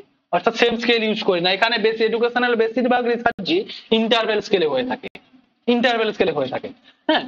Educational research should be valid, reliable, এগুলো তো থাকবে। অর্থাৎ সি বাদে সবগুলোই কিন্তু সঠিক আনসার। অর্থাৎ এ বি ডি এই তিনটেই কিন্তু, মানে 4 নম্বর যে অপশনটা, এটাই কিন্তু সঠিক আনসার। তোমরা এই কোশ্চেন গুলো পড়লেই বুঝতে পেরে যাবে যে কোন অপশনটা তোমার মনে হচ্ছে যে না এই অপশনটা ডাউট আছে, এটা নাও হতে পারে, কিন্তু বললেই বুঝতে পারবে। পরের কোশ্চেন দেখো, in an educational research variable under study are being manipulated and control. Educational রিসার্চে কোন জায়গাটায় ডেটাগুলোকে ম্যানিপুলেট এবং কন্ট্রোল করা হয়? What kind of research it is? এটা experimental research, quasi experimental research, ex post factor, না মিক্সড মেথড রিসার্চ? বলো। যেখানে ডেটাগুলোকে আমরা ম্যানিপুলেট করি আর হচ্ছে কন্ট্রোল করি, কোন রিসার্চে আমরা ডেটাগুলোকে ম্যানিপুলেট করি এবং কন্ট্রোল করি সেই ভেরিয়েবলগুলোকে? এই, হ্যাঁ হ্যাঁ, এটা অ্যাকচুয়ালি এক্সপেরিমেন্ট, হ্যাঁ এটা বলছি তোমার নয়, এটা নেটেরও প্রবলেম ছিল। তো এইটা বেসিক্যালি এক্সপেরিমেন্টাল রিসার্চ অপশন হবে এবং এক্সপেরিমেন্টাল রিসার্চই সঠিক অ্যান্সার। কিন্তু এইটা নিয়ে একটু চ্যালেঞ্জ হয়ে গেছিল, এই কোশ্চেনটা, এটা ডিসেম্বর 2023 এসেছিল। তো এটা নিয়ে চ্যালেঞ্জ হয়েছিল যে যখন আমরা এডুকেশনাল রিসার্চ বলছি তখন কিন্তু কোয়াসি এক্সপেরিমেন্টাল হওয়ার কথা ছিল, কারণ মানে এডুকেশনাল রিসার্চে আমরা 100% কোনো কিছুকে ম্যানিপুলেট করতে পারি না। একটা ল্যাবরেটরি রিসার্চে যেরকম 100% ম্যানিপুলেট করি, 100% কন্ট্রোল করি, এটা কিন্তু এডুকেশনের ক্ষেত্রে আমরা পারি না। সেক্ষেত্রে এটা অনেকের মতে যে এটা কোয়াসি এক্সপেরিমেন্টাল রিসার্চ হওয়ার কথা ছিল, এটা চ্যালেঞ্জ হয়েছিল, কিন্তু এটা অ্যান্সার চেঞ্জ হয়নি, এটা এক্সপেরিমেন্টাল রিসার্চ ইউজিসি থেকে বলা হয়েছে। তাই এই ক্ষেত্রে কিন্তু আমাদের এই কন্ট্রোল এবং ম্যানিপুলেশনের উপর বেস করে আমাকে এক্সপেরিমেন্টাল রিসার্চ অপশনটা করতে হবে। বোঝা গেল? হ্যাঁ, এক্সপেরিমেন্টাল রিসার্চই হবে। এটা ওই জায়গাটা একটু ডাউট ছিল এবং ওই বেসিসেই চ্যালেঞ্জ হয়েছিল, কিন্তু ওটার সলিউশন ওরা এক্সপেরিমেন্টাল রিসার্চই বলেছে। ঠিক আছে? তো সেক্ষেত্রে কিছু কিছু কোশ্চেন থাকবে যেখানে ইউজিসি থেকে যে অ্যান্সার করেছে সেটা চোখ বুঝে মেনে নিতে হবে, কারণ আমার কাজ হচ্ছে 2 নাম্বার নিয়ে। হ্যাঁ, আমার তর্ক করা কাজ নেই, ওরা যদি বলে এটা আমি এটাই করবো। ঠিক আছে? তো এর পরের কোশ্চেন দেখো, arrange the following measurement scale from the most precise to less precise, অর্থাৎ সবচেয়ে নিখুঁত থেকে কম নিখুঁত। মানে কি? মানে এটা বড় থেকে ছোট, বিগ টু স্মল, উপর থেকে নিচে সাজাতে হবে। এখানে ordinal, interval, ordinal, ratio, nominal, interval, এক্ষেত্রে সঠিক অ্যান্সার কোনটা হবে দেখো।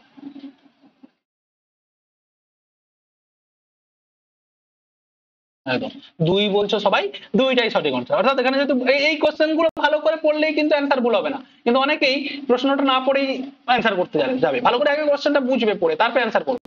ঠিক আছে? তাহলে প্রথমে রেশিও স্কেল আছে, রেশিও স্কেল সবচেয়ে নিখুঁত, একদম মোস্ট প্রিসাইজ। তারপরে তার থেকে একটু কম নিখুঁত হচ্ছে ইন্টারভেল স্কেল, তাহলে 2 এর পর হচ্ছে 4, তারপরে হচ্ছে 1 এবং সবার শেষে নমিনাল, অর্থাৎ 2 4 1 3, এটাই যে বি অপশন আছে, এটাই সঠিক অ্যান্সার। পরের কোশ্চেন দেখো, অর্ডার দ্য, হ্যাঁ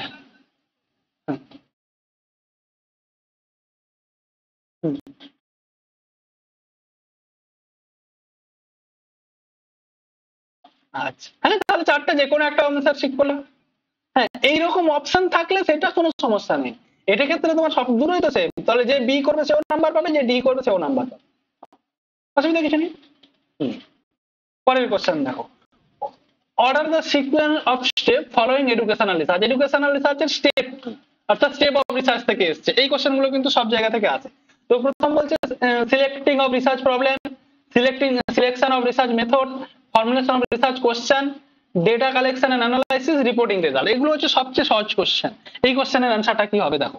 প্রথমে তুমি কি করবে, তাহলে রিসার্চের ক্ষেত্রে প্রথমে, হ্যাঁ মনি 2 বলছো, তাহলে রিসার্চের ক্ষেত্রে প্রথমে আমাকে যেটা কাজ করতে হবে, selection of research question, research কোশ্চেনটা আমাকে সিলেক্ট করতে হবে, সরি রিসার্চ প্রবলেমটা প্রথমে সিলেক্ট করতে হবে। তারপরে কিন্তু রিসার্চ প্রবলেম সিলেক্ট করার পর ফর্মুলেশন অফ রিসার্চ কোশ্চেন বা রিসার্চের কোশ্চেন বা রিসার্চের অবজেক্টিভ সিলেক্ট করতে হবে।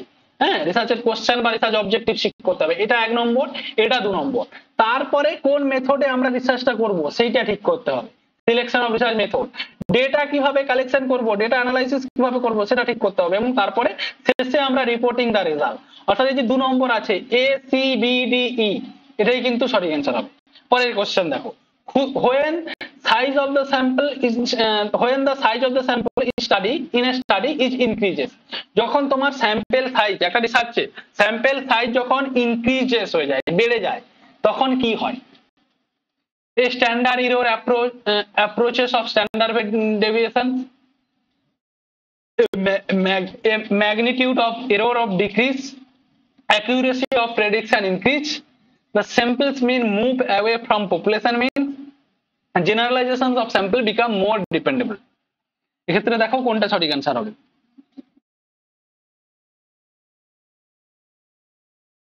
তোমার স্যাম্পল সাইজ বেশি আছে, ধরো তোমার বেশি স্যাম্পল নিয়ে কাজ করেছো, একটা গবেষণা করেছো যেখানে তুমি 5000 স্যাম্পল নিয়েছো, 10,000 স্যাম্পল নিয়েছো, তাহলে তোমার কি হবে, কি লাভ কি এর? এর লাভ হচ্ছে তোমার যে ইরোর, সেই ইরোরটা কমবে, ডিক্রিজ হবে, ভুল, মানে তুমি যদি বেশি সংখ্যক স্যাম্পল নাও তাহলে তোমার ভুলটা কমে যাবে, তোমার কাজের অ্যাকিউরেসি বেড়ে যাবে, প্রেডিকশন বেড়ে যাবে, কারণ তুমি দুজন একজনকে রিসার্চ করে বলছো না। এই জন্য যেসব মানে বড় বড় গবেষণাগুলো হয় তখন কিন্তু হিউজ অ্যামাউন্টের স্যাম্পল লাগে, তার উপরে করতে পারো, তোমার কাজের অ্যাকিউরেসি কিন্তু বেড়ে যাবে। ঠিক আছে? এবং তার সঙ্গে কি হবে, তুমি সহজেই বিষয়গুলোকে জেনারেলাইজ করতে পারবে, স্যাম্পল বিকাম মোর ডিপেন্ডেবল, কারণ স্যাম্পলের উপর তুমি নির্ভরশীল, কারণ তুমি অনেকগুলো স্যাম্পলকে নিয়ে কাজ করেছো, তোমার ভুল হওয়ার সম্ভাবনা কম। যখন তোমার স্যাম্পল সাইজ ছোট হয়ে যাবে, স্মল হবে, তখনই কিন্তু স্ট্যান্ডার্ড ইরর আসবে, স্যাম্পলিং ইরর আসবে। তখনই আসবে। তাহলে এক্ষেত্রে কিন্তু যেহেতু স্যাম্পল সাইজ বাড়ছে তাহলে এই ভুলগুলো আর থাকবে না, স্ট্যান্ডার্ড ডিভিশন স্ট্যান্ডার্ড এরর এটা থাকবে না। হ্যাঁ, এইটা হচ্ছে পপুলেশন স্যাম্পল সাইজ বড় হলে পপুলেশন মিলস এবং স্যাম্পলস মিল এটা কাছাকাছি আসবে, দূরে সরে যাবে না, সেম হবে। মানে এই যে প্রবাবিলিটির নিয়ম আমরা পড়েছি, নর্মাল মানে প্রবাবিলিটি যে মানে প্রবাবিলিটি যে বিষয়গুলো পড়েছি আমরা। প্রবাবিলিটি মানে কি, ধরো তুমি যদি একটা কয়েনকে ক্রস করো তাহলে কয়েনটা কত, কয়েন ধরো দুটো হবে, হয় হেড পড়বে নইলে টেল পড়বে, এর প্রবাবিলিটি পার্সেন্টেজ কত জানো, 50-50। এইটাকে বলে মানে থিওরি অফ প্রবাবিলিটির নিয়ম, যে একটা কয়েনকে যদি আমরা টস করি তাহলে 50 বার হেড পড়ার চান্স আছে, 50 বার মানে 100 বার যদি টস করি তাহলে 50 বার হেড পড়ার চান্স আছে, 50 বার টেল পড়ার চান্স আছে। এইবারে তুমি 10 বার যদি টস করো, 10 বার কি হেড টেল 5-5 বার পড়বে, দেখবে পড়বে না। হয়তো দেখবে 8 বারই হেড পড়েছে, 2 বার টেল পড়েছে, বা 7 বার হেড পড়েছে, 3 বার টেল পড়েছে। কিন্তু তুমি যদি 1 লাখ বার টস করো, 1 কোটি বার টস করো, তাহলে দেখবে প্রায় 50-50 চলে আসছে। তাহলে এটা যদি স্যাম্পল সাইজ বড় হয় তাহলে পপুলেশন মিল আর স্যাম্পল মিল এটা কাছাকাছি চলে আসবে, দূরে সরে যাবে না। এক্ষেত্রে কিন্তু এই যে দূর দাগে সরি, এক্ষেত্রে 4-এর দাগের যে অপশন আছে বিসিই, বিসিইটাই কিন্তু এক্ষেত্রে সঠিক অ্যান্সার। ঠিক আছে, এগুলো একটু মনে রাখবে। পরের কোশ্চেনে আমরা চলে যাচ্ছি 31-এর দাগে। এই content validity, construct validity, predictive validity এবং কনস্ট্রাক্ট ভ্যালিডিটি এগুলো সম্পর্কে কিন্তু আমরা আলোচনা করেছি, এবং এই জায়গা থেকে তোমরা জেনারেল পেপারে হোক সাবজেক্ট পেপারে কোশ্চেন পাবে। এই ম্যাচিংটা তোমাদের কিন্তু করতে হবে। দেখো ম্যাচিংটার পরে কি বলছে, দেখো এখানে অপশন গুলো বলছে, দেখো extended two which test score correlated with criterion variable after sum of the group,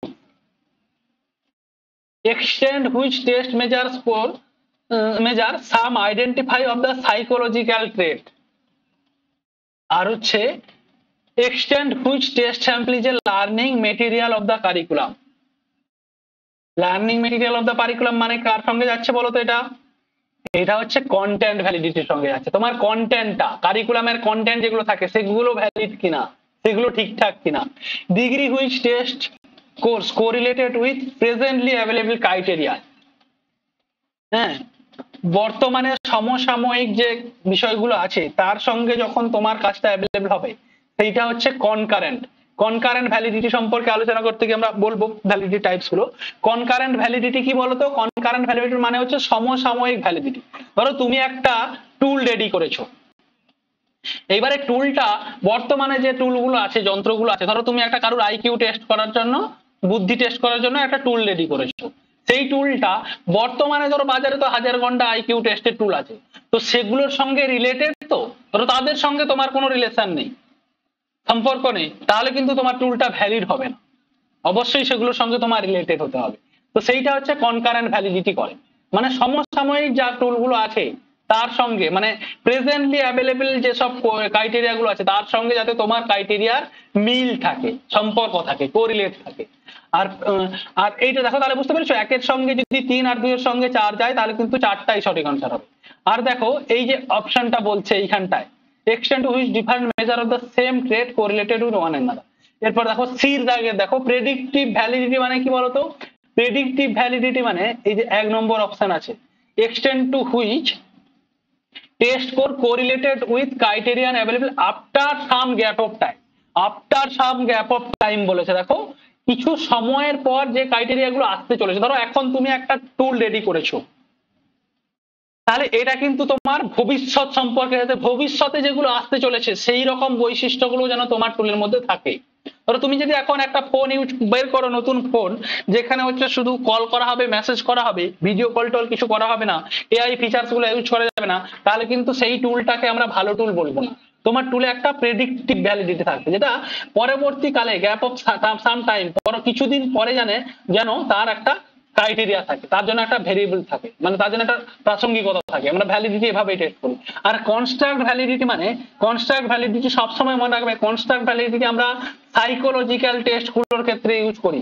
যখন তোমার অ্যাটেনশন, তোমার মোটিভেশন, এগুলোর যে টেস্ট করছি, এগুলোর ক্ষেত্রে আমরা কনস্ট্রাক্ট বা গঠনমূলক এই টেস্ট আমরা ইউজ করি, সাইকোলজিক্যাল টেস্ট সম্পর্কে যখন আমরা ইউজ করি কনস্ট্রাক্ট ভ্যালিডিটি ইউজ করি, এটা মনে রাখবে। কিন্তু এখানে দেখো টাইপস অফ ভ্যালিডিটি, ভ্যালিডিটির যে টাইপস গুলো, কন্টেন্ট ভ্যালিডিটি দু রকম হয়, এক্সপার্ট জাজমেন্ট এবং কন্টেন্ট অ্যানালাইসিস। ওই যে সিলেবাস অ্যানালাইসিস করি, কারিকুলাম অ্যানালাইসিস করি, যেটা হচ্ছে কন্টেন্ট ভ্যালিডিটির মধ্যে পড়ে। আর এক্সপার্ট জাজমেন্ট, এক্সপার্ট বা জাজমেন্টকে এটাকে ফেস ভ্যালিডিটিও বলা হয়। ফেস ভ্যালিডিটি অর্থাৎ এক্সপার্টরা বলেছে, অমুকজন বলেছে যে এটা ভালো, তাই আমার ভালো বলছে, এটাকে এটার ভ্যালিডিটি আছে, এটা ভ্যালিড তাই ভ্যালিডিটি আছে। তো অমুকজন যে বলবে সে কিন্তু যে সে বলবে না, তার এক্সপার্টাইজ থাকতে হবে। হ্যাঁ, তো এইটা আমরা একটু মানে ফেস ভ্যালিডিটিও করি আমরা, বিভিন্ন মানে প্রফেসর তাদের কাছ থেকে আমরা ডেটা কালেকশন করতে, ভ্যালিডিটি করতে, টুল ভ্যালিডেশন করতে। ক্রাইটেরিয়ান রিলেটেড ভ্যালিডিটি মানে ক্রাইটেরিয়া থাকবে, অর্থাৎ একটা ভালো টুলের, ভালো যে টুল তৈরি করছো, মেজারমেন্ট টুল তৈরি করছো, তার যে ভালো ভালো বৈশিষ্ট্য, যে যে ক্রাইটেরিয়া থাকা দরকার সেগুলো আছে কিনা। এই ক্রাইটেরিয়া দু রকম হয়, সমসাময়িক যে অন্যান্য টুলগুলো যে ক্রাইটেরিয়া ফলো করছে, কনকারেন্ট, সমসাময়িক যে ক্রাইটেরিয়া ফলো করছে তুমি ফলো করছো কিনা, তাহলে কনকারেন্ট ভ্যালিডিটি হবে। কিন্তু তোমার সঙ্গে কিছু অ্যাডভান্স ফিচার থাকবে, প্রেডিক্টিভ কিছু ভ্যালিডিটি থাকবে। কনস্ট্রাক্ট ভ্যালিডিটি, কনভার্জন এবং ডিসক্রিমিনেটর, এটা সাইকোলজিক্যাল টেস্টের ক্ষেত্রে ইউজ করা হয়, ফেস ভ্যালিডিটি বললাম, এবং ইন্টারফেস ভ্যালিডিটি যেখানে এক্সটার্নাল, ইন্টারনাল এবং ইকোলজিক্যাল এই ভ্যালিডিটি গুলো ইউজ করা হয়। এই ইন্টারনাল, এক্সটার্নাল এবং ইকোলজিক্যাল, এটা বেসিক্যালি এই যে ভ্যালিডিটি গুলো, এগুলো এক্সপেরিমেন্টাল রিসার্চের ক্ষেত্রে কিন্তু আমরা ইউজ করি, ঠিক আছে, এক্সপেরিমেন্টাল রিসার্চের ক্ষেত্রে এমন রাখি। দেখো, a variable which potentially influence the outcome of a research study but cannot be directly observed or controlled known as, অর্থাৎ একটা ভেরিয়েবল যে কি করছে, তোমার রিসার্চের ক্ষেত্রে ইনফ্লুয়েন্স করছে, প্রভাব বিস্তার করছে, কিন্তু তুমি তাকে ডাইরেক্টলি দেখতে পাচ্ছ না আর কন্ট্রোলও করতে পারছো না। যেটাকে আমরা ডাইরেক্টলি দেখতে পাই না এবং কন্ট্রোলও করতে পারি না, সেই ভেরিয়েবলকে আমরা কি বলি, এটা আমরা আলোচনা করেছি বারবার। যেই ভেরিয়েবলস গুলোকে আমরা আলোচনা করতে গিয়ে ইন্ডিপেন্ডেন্ট, ডিপেন্ডেন্ট, হ্যাঁ, কম্পাউন্ডিং, মডারেট, এই বিষয়গুলো আমরা আলোচনা করেছিলাম, এই বিষয়গুলো আমরা আলোচনা করেছিলাম। আর যেই ভেরিয়েবল গুলোকে আমরা দেখতে পাই কিন্তু তার পাওয়া মানে অবজার্ভ করতে পারি না, কিন্তু কোন রকম কন্ট্রোল করতে পারি না, সেগুলোকে বলে হয় কম্পাউন্ডিং ভেরিয়েবল। এই কম্পাউন্ডিং ভেরিয়েবল হচ্ছে সবচেয়ে মানে রিসার্চের ক্ষেত্রে সবচেয়ে বেশি ইফেক্টিভ ভেরিয়েবল। ধরো তুমি একটা টেস্ট নেওয়া হচ্ছে তোমার, হ্যাঁ, প্রথম দিন তোমার মন খারাপ ছিল, তাই তুমি টেস্টে 100-র মধ্যে 70 পেয়েছো। আর দ্বিতীয় দিন তোমার মন ভালো ছিল, তাই 100-র মধ্যে তুমি 90 পেয়েছো, ভালো করে। তাহলে এক্ষেত্রে দেখো, এই যে তোমার চেঞ্জটা হলো, এইটা কোন কারণে হলো, তোমার মন ভালো থাকা বা খারাপ থাকার কারণে। এটা কিন্তু তোমার ভালোভাবে প্রভাব ফেলেছে, 20 নাম্বার তোমার বাড়িয়ে দিয়েছে, ইনফ্লুয়েন্স করে দিয়েছে, কিন্তু এটাকে আমরা ডাইরেক্টলি দেখতে পাচ্ছি না এবং আমি কোন রকম ভাবে কন্ট্রোল করতে পারছি না। এই যে তোমার মোটিভেশন পাওয়ার আমাদের কখনো কমে যায়, কখনো বেড়ে যায়। মোটিভেশন, আমাদের টেনশন কখনো চলে আসে, কখনো থাকে না, টেনশন হচ্ছে, চাপ হচ্ছে। তো এই রকম যে ভেরিয়েবল গুলো, এগুলোকে বলা হয় কম্পাউন্ডিং ভেরিয়েবল, যেগুলোকে আমরা ডাইরেক্টলি অবজার্ভ করতে পারি না, আমরা ডাইরেক্টলি দেখতে পাচ্ছি না যে কারোর মনের মধ্যে টেনশন চলছে, কারোর মোটিভেশন পাওয়ার কেউ ভেঙে পড়েছে, এগুলো আমরা দেখতে পাচ্ছি না আর কন্ট্রোলও করতে পারছি না। তো এইরকম মানে কম্পাউন্ডিং, জেনারেল পেপারে যতগুলো কোশ্চেন আছে বেশিরভাগই কম্পাউন্ডিং মানে এই রিলেটেড কোশ্চেন যেটা আছে সেটা বেশিরভাগ কম্পাউন্ডিং ভেরিয়েবল থেকেই আসে। পরের কোশ্চেন দেখো, দুটো স্টেটমেন্ট দেওয়া আছে, every research institution has to enforce research ethics in order to ensure creditability and meaningfulness of human inquiry. এই কোশ্চেনটা আমরা আগেও আলোচনা করেছি, এটা রিপিট হয়েছে। তো এক্ষেত্রে কিন্তু এই যে মানে 1 নম্বর স্টেটমেন্টটা ঠিক এবং 2 নম্বর স্টেটমেন্টটা ভুল, এটাই সঠিক আনসার, এটা আলোচনা করছি না। পরের কোশ্চেনে আমরা ডাইরেক্টলি চলে যাচ্ছি, অ্যাসারশনস এবং রিজন আছে। বলছে test with large number of item have higher reliability, অর্থাৎ একটা টেস্ট তৈরি করছো, সেখানে লার্জ নাম্বার অফ আইটেম, অনেকগুলো আইটেম দিয়েছে। ধরো একটা টেস্টে কি করে, ধরো নেটের একটা যে টেস্ট হয় সেখানে কতগুলো কোশ্চেন থাকে, 100টা, সাবজেক্ট এবং জেনারেল পেপার মিলিয়ে 150টা, এইরকম কোশ্চেন থাকে। তাহলে যদি আমরা কোশ্চেনের আইটেম সংখ্যা এরকম বাড়িয়ে দিই, 100, 150, 200 এরকম করে আইটেম রাখি, তাহলে কি রিলায়েবিলিটি বাড়বে, বিশ্বাসযোগ্যতা বাড়বে, রিলায়েবিলিটি বাড়বে? এটা ঠিক না ভুল মনে হচ্ছে? আর দ্বিতীয় বলছে each test item at the test reliability, প্রত্যেকটা টেস্ট আইটেম মানে যত প্রশ্ন আমরা বাড়াবো রিলায়েবিলিটি কিন্তু বাড়বে। এটা কি ঠিক না ভুল? এক্ষেত্রে দেখো 1 নম্বর যে বিষয়টা আছে, অ্যাসারশনসটা আছে, test of large number of item have higher reliability. অবশ্যই যদি বেশি নাম্বারের টেস্ট থাকে তাহলে তোমার রিলায়েবিলিটি বেশি থাকবে। ধরো তোমাকে আমি 10 নাম্বারের একটা প্রশ্ন পরীক্ষা নিলাম, 10 নাম্বারের একটা এমসিকিউ, তো আমি 10টা কোশ্চেন দেবো, তুমি 10টা কোশ্চেন কি করলে, 10টা কোশ্চেনেরই 9টা ঠিক করে দেবে, তাহলে আমি কি বলবো তোমার রিলায়েবিলিটি বেশি। কিন্তু আমি যদি তোমাকে 100টা কোশ্চেন দিই, 100টা কোশ্চেনে দেখবে তখন সেখানে তোমার 100টা কোশ্চেনের মধ্যে 40টা ছিল। বেসিক্যালি তোমরা নেটের যে প্র্যাকটিস করো, হ্যাঁ, তোমরা 10টা 15টা করে কোশ্চেন ঠিক প্র্যাকটিস করছো, তখন দেখছো 10টা 15টার মধ্যে 12টা 13টা ঠিক হচ্ছে, দুটো তিনটে ভুল হচ্ছে। কিন্তু যখন 100টা কোশ্চেন সলভ করছো তখন দেখছো 50টা ঠিক হচ্ছে, 50টা ভুল হয়ে যাচ্ছে। অর্থাৎ অবশ্যই মানে বেসিক্যালি যখন আমরা যদি নাম্বার, আর বেসিক্যালি কি বলতো, ধরো আমি তোমাকে কাউকে এভাবে টেস্ট করতে পারি না, হ্যাঁ, ধরো 10টা কোশ্চেন ঠিক বলে দিয়েছে বলে সে সব জানে ভালো জানে, এটা কিন্তু আমরা নিশ্চিন্ত হতে পারি না।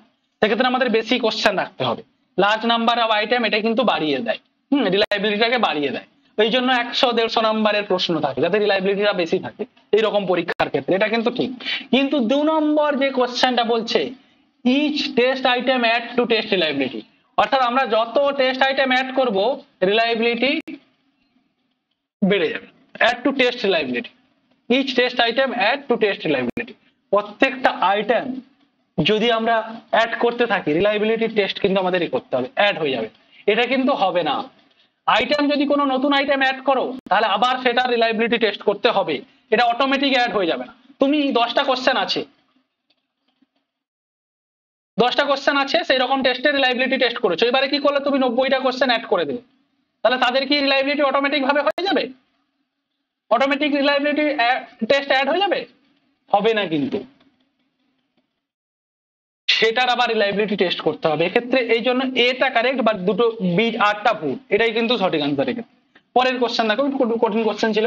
পরের কোশ্চেন দেখো, identify from the list of the characteristics given below those which are the related to good hypothesis in research. আমরা গুড হাইপোথেসিস, ভালো হাইপোথেসিসের বৈশিষ্ট্য পড়ে এসেছি, জেনারেল পেপার সাবজেক্ট 2 জায়গাতেই পড়েছি। তো সেক্ষেত্রে এখানে যে অপশনগুলো আছে এর মধ্যে কোনগুলো গুড হাইপোথেসিসের বৈশিষ্ট্য বলছে? সিম্পলিসিটি অফ এক্সপ্লেনেশন, আমরা খুব সিম্পল ভাবে এক্সপ্লেনেশন করব। Plausibility of explanation, highly difficult to verify postulate relation, not related to existing theory, এবং রিলেশনশিপ ফর্মুলেটেড এবং ভেরিয়েবল হ্যাভিং কনসেপচুয়াল ক্লিয়ারিটি। এগুলোর মধ্যে কোনগুলো হাইপোথেসিস, ভালো হাইপোথেসিসের বৈশিষ্ট্য, এটা কিন্তু আমরা পড়েছি। গুড হাইপোথেসিসের কি কি বৈশিষ্ট্য থাকে সেটা কিন্তু আমরা পড়ে এসেছি।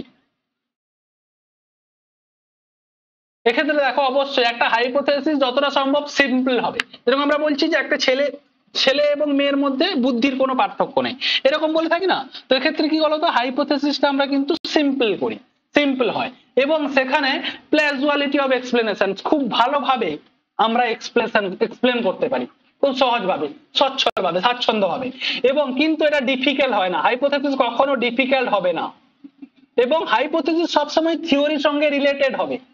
এটা যেহেতু not related to existing theory, যদি এক্সিস্টিং থিওরি থাকে তাহলে তার সঙ্গে রিলেটেড হবে, এখানে যেহেতু নট রিলেটেড বলছে এটা কিন্তু হবে না। কিন্তু এই যে ইটা বলছে রিলেশনশিপ ফর্মুলেশনস এবং ভেরিয়েবল এন্ড কনসেপচুয়াল ক্লিয়ারিটি, এইটা কিন্তু থাকে। অর্থাৎ A B E, A B এবং ই, এইটাই কিন্তু এক্ষেত্রে সঠিক অ্যান্সার। পরের কোশ্চেন চলে যাচ্ছি, which of the following sampling method are probability based, অর্থাৎ কোন মেথডটা প্রবাবিলিটি বেসড, মানে প্রবাবিলিটি স্যাম্পলিং মেথডের মধ্যে কোনগুলো পড়ে? ক্লাস্টার, কোটা, সিস্টেমেটিক, ডাইমেনশনাল এবং স্ট্র্যাটিফাইড। দুই বলছে সবাই, একদম দুইটাই কিন্তু সঠিক অ্যান্সার। প্রবাবিলিটির মধ্যে ক্লাস্টার স্যাম্পলিং পড়ে, কোটা স্যাম্পলিং কিন্তু non probability, systematic sampling probability sampling. হ্যাঁ, ডাইমেনশনাল স্যাম্পলিং সম্পর্কে আমরা কিছু মানে পড়িনি এরকম, এটা এক্সট্রা একটু অ্যাড করা আছে। এবং স্ট্র্যাটিফাইড র্যান্ডম স্যাম্পলিং আমরা জানি কি এটা প্রবাবিলিটি স্যাম্পলিং। অর্থাৎ এ সি এবং ই, এ সি ই, এবং দেখো দেখো 2 নম্বর অপশন আছে, তাই 2 নম্বরটা সঠিক। এখানে প্রবাবিলিটি স্যাম্পলিং এর টাইপস গুলো দেওয়া আছে, simple random sampling, stratified random sampling, systematic random sampling, cluster sampling যাকে আমরা এরিয়া স্যাম্পলিং বলি, এবং মাল্টি স্টেজ স্যাম্পলিং বা মাল্টি স্টেজ ক্লাস্টার স্যাম্পলিং এটা বলি। এবং এই systematic random stratified random sampling কে আমরা দুভাগে ভাগ করি, proportional stratified random sampling, disproportional stratified random sampling. ঠিক আছে, পরের কোশ্চেন দেখো, which of the following statement are true from reliability of a research tool. এই স্টেটমেন্ট গুলোর ক্ষেত্রে রিসার্চ টুলের রিলায়েবিলিটি মানে নির্ভরযোগ্যতার ক্ষেত্রে কোনগুলো সত্য? Reliability is fixed for given, reliability is fixed for given testing tools. দ্বিতীয় বলছে it is correlated of score in the testing tool itself. 3 নম্বর বলছে reliability can have negative value, এবং ডিতে বলছে it's vary from sample to sample, এবং ইতে বলছে it is affected in by variance of course. এক্ষেত্রে কোনগুলো সঠিক আমাকে সেগুলো খুঁজে বের করতে হবে। দেখো এই যে প্রথম অপশনটা দেখো, reliability is fixed for given testing টুল। একটা গিভেন টেস্টিং টুলের রিলায়েবিলিটি ফিক্সড কখনোই থাকতে পারে না, আগেই আলোচনা করলাম আমরা আগের কোশ্চেনে, ফিক্সড থাকতে পারে না। তুমি যদি কোশ্চেন নাম্বার অ্যাড করো, কোশ্চেন অ্যাড করো, আইটেম অ্যাড করো, তাহলে কিন্তু রিলায়েবিলিটি চেঞ্জ হবে। হ্যাঁ, ফিক্সড থাকতে পারে না। আর এই যে 2 নম্বর বলছে, it is correlated scores on the testing tool itself. অবশ্যই রিলায়েবিলিটি মানে কি বলতো, রিলায়েবিলিটি কোরিলেশন বের করে। হ্যাঁ, একটা item to item correlation, split half method, এগুলো অ্যাপ্লাই করে। তো এটা কিন্তু ঠিক, কোরিলেশনটাকে কিন্তু ইউজ করে। এবং তার সঙ্গে সঙ্গে দেখো, এই যে বলছে reliability can have negative value, রিলায়েবিলিটির বলছে কি রিলায়েবিলিটির নেগেটিভ ভ্যালু থাকতে পারে। বেসিক্যালি রিলায়েবিলিটির নেগেটিভ ভ্যালু থাকে না। হ্যাঁ, রিলায়েবিলিটি হচ্ছে 0 থেকে 1, 0 থেকে 1 এই জায়গাটাই কিন্তু রিলায়েবিলিটি থাকে। রিলায়েবিলিটির ক্ষেত্রে নেগেটিভ ভ্যালু কিন্তু থাকে না। 3 নম্বর দেখো, it's vary from sample to sample. অবশ্যই এটা স্যাম্পল ভ্যালু করে। It affected by variance of score vary করলে এটা কিন্তু ইফেক্টেড হয় অবশ্যই। এই যে বিডিই এই যে অপশনটা আছে 2 নম্বরটা এই ক্ষেত্রে কিন্তু সঠিক আনসার।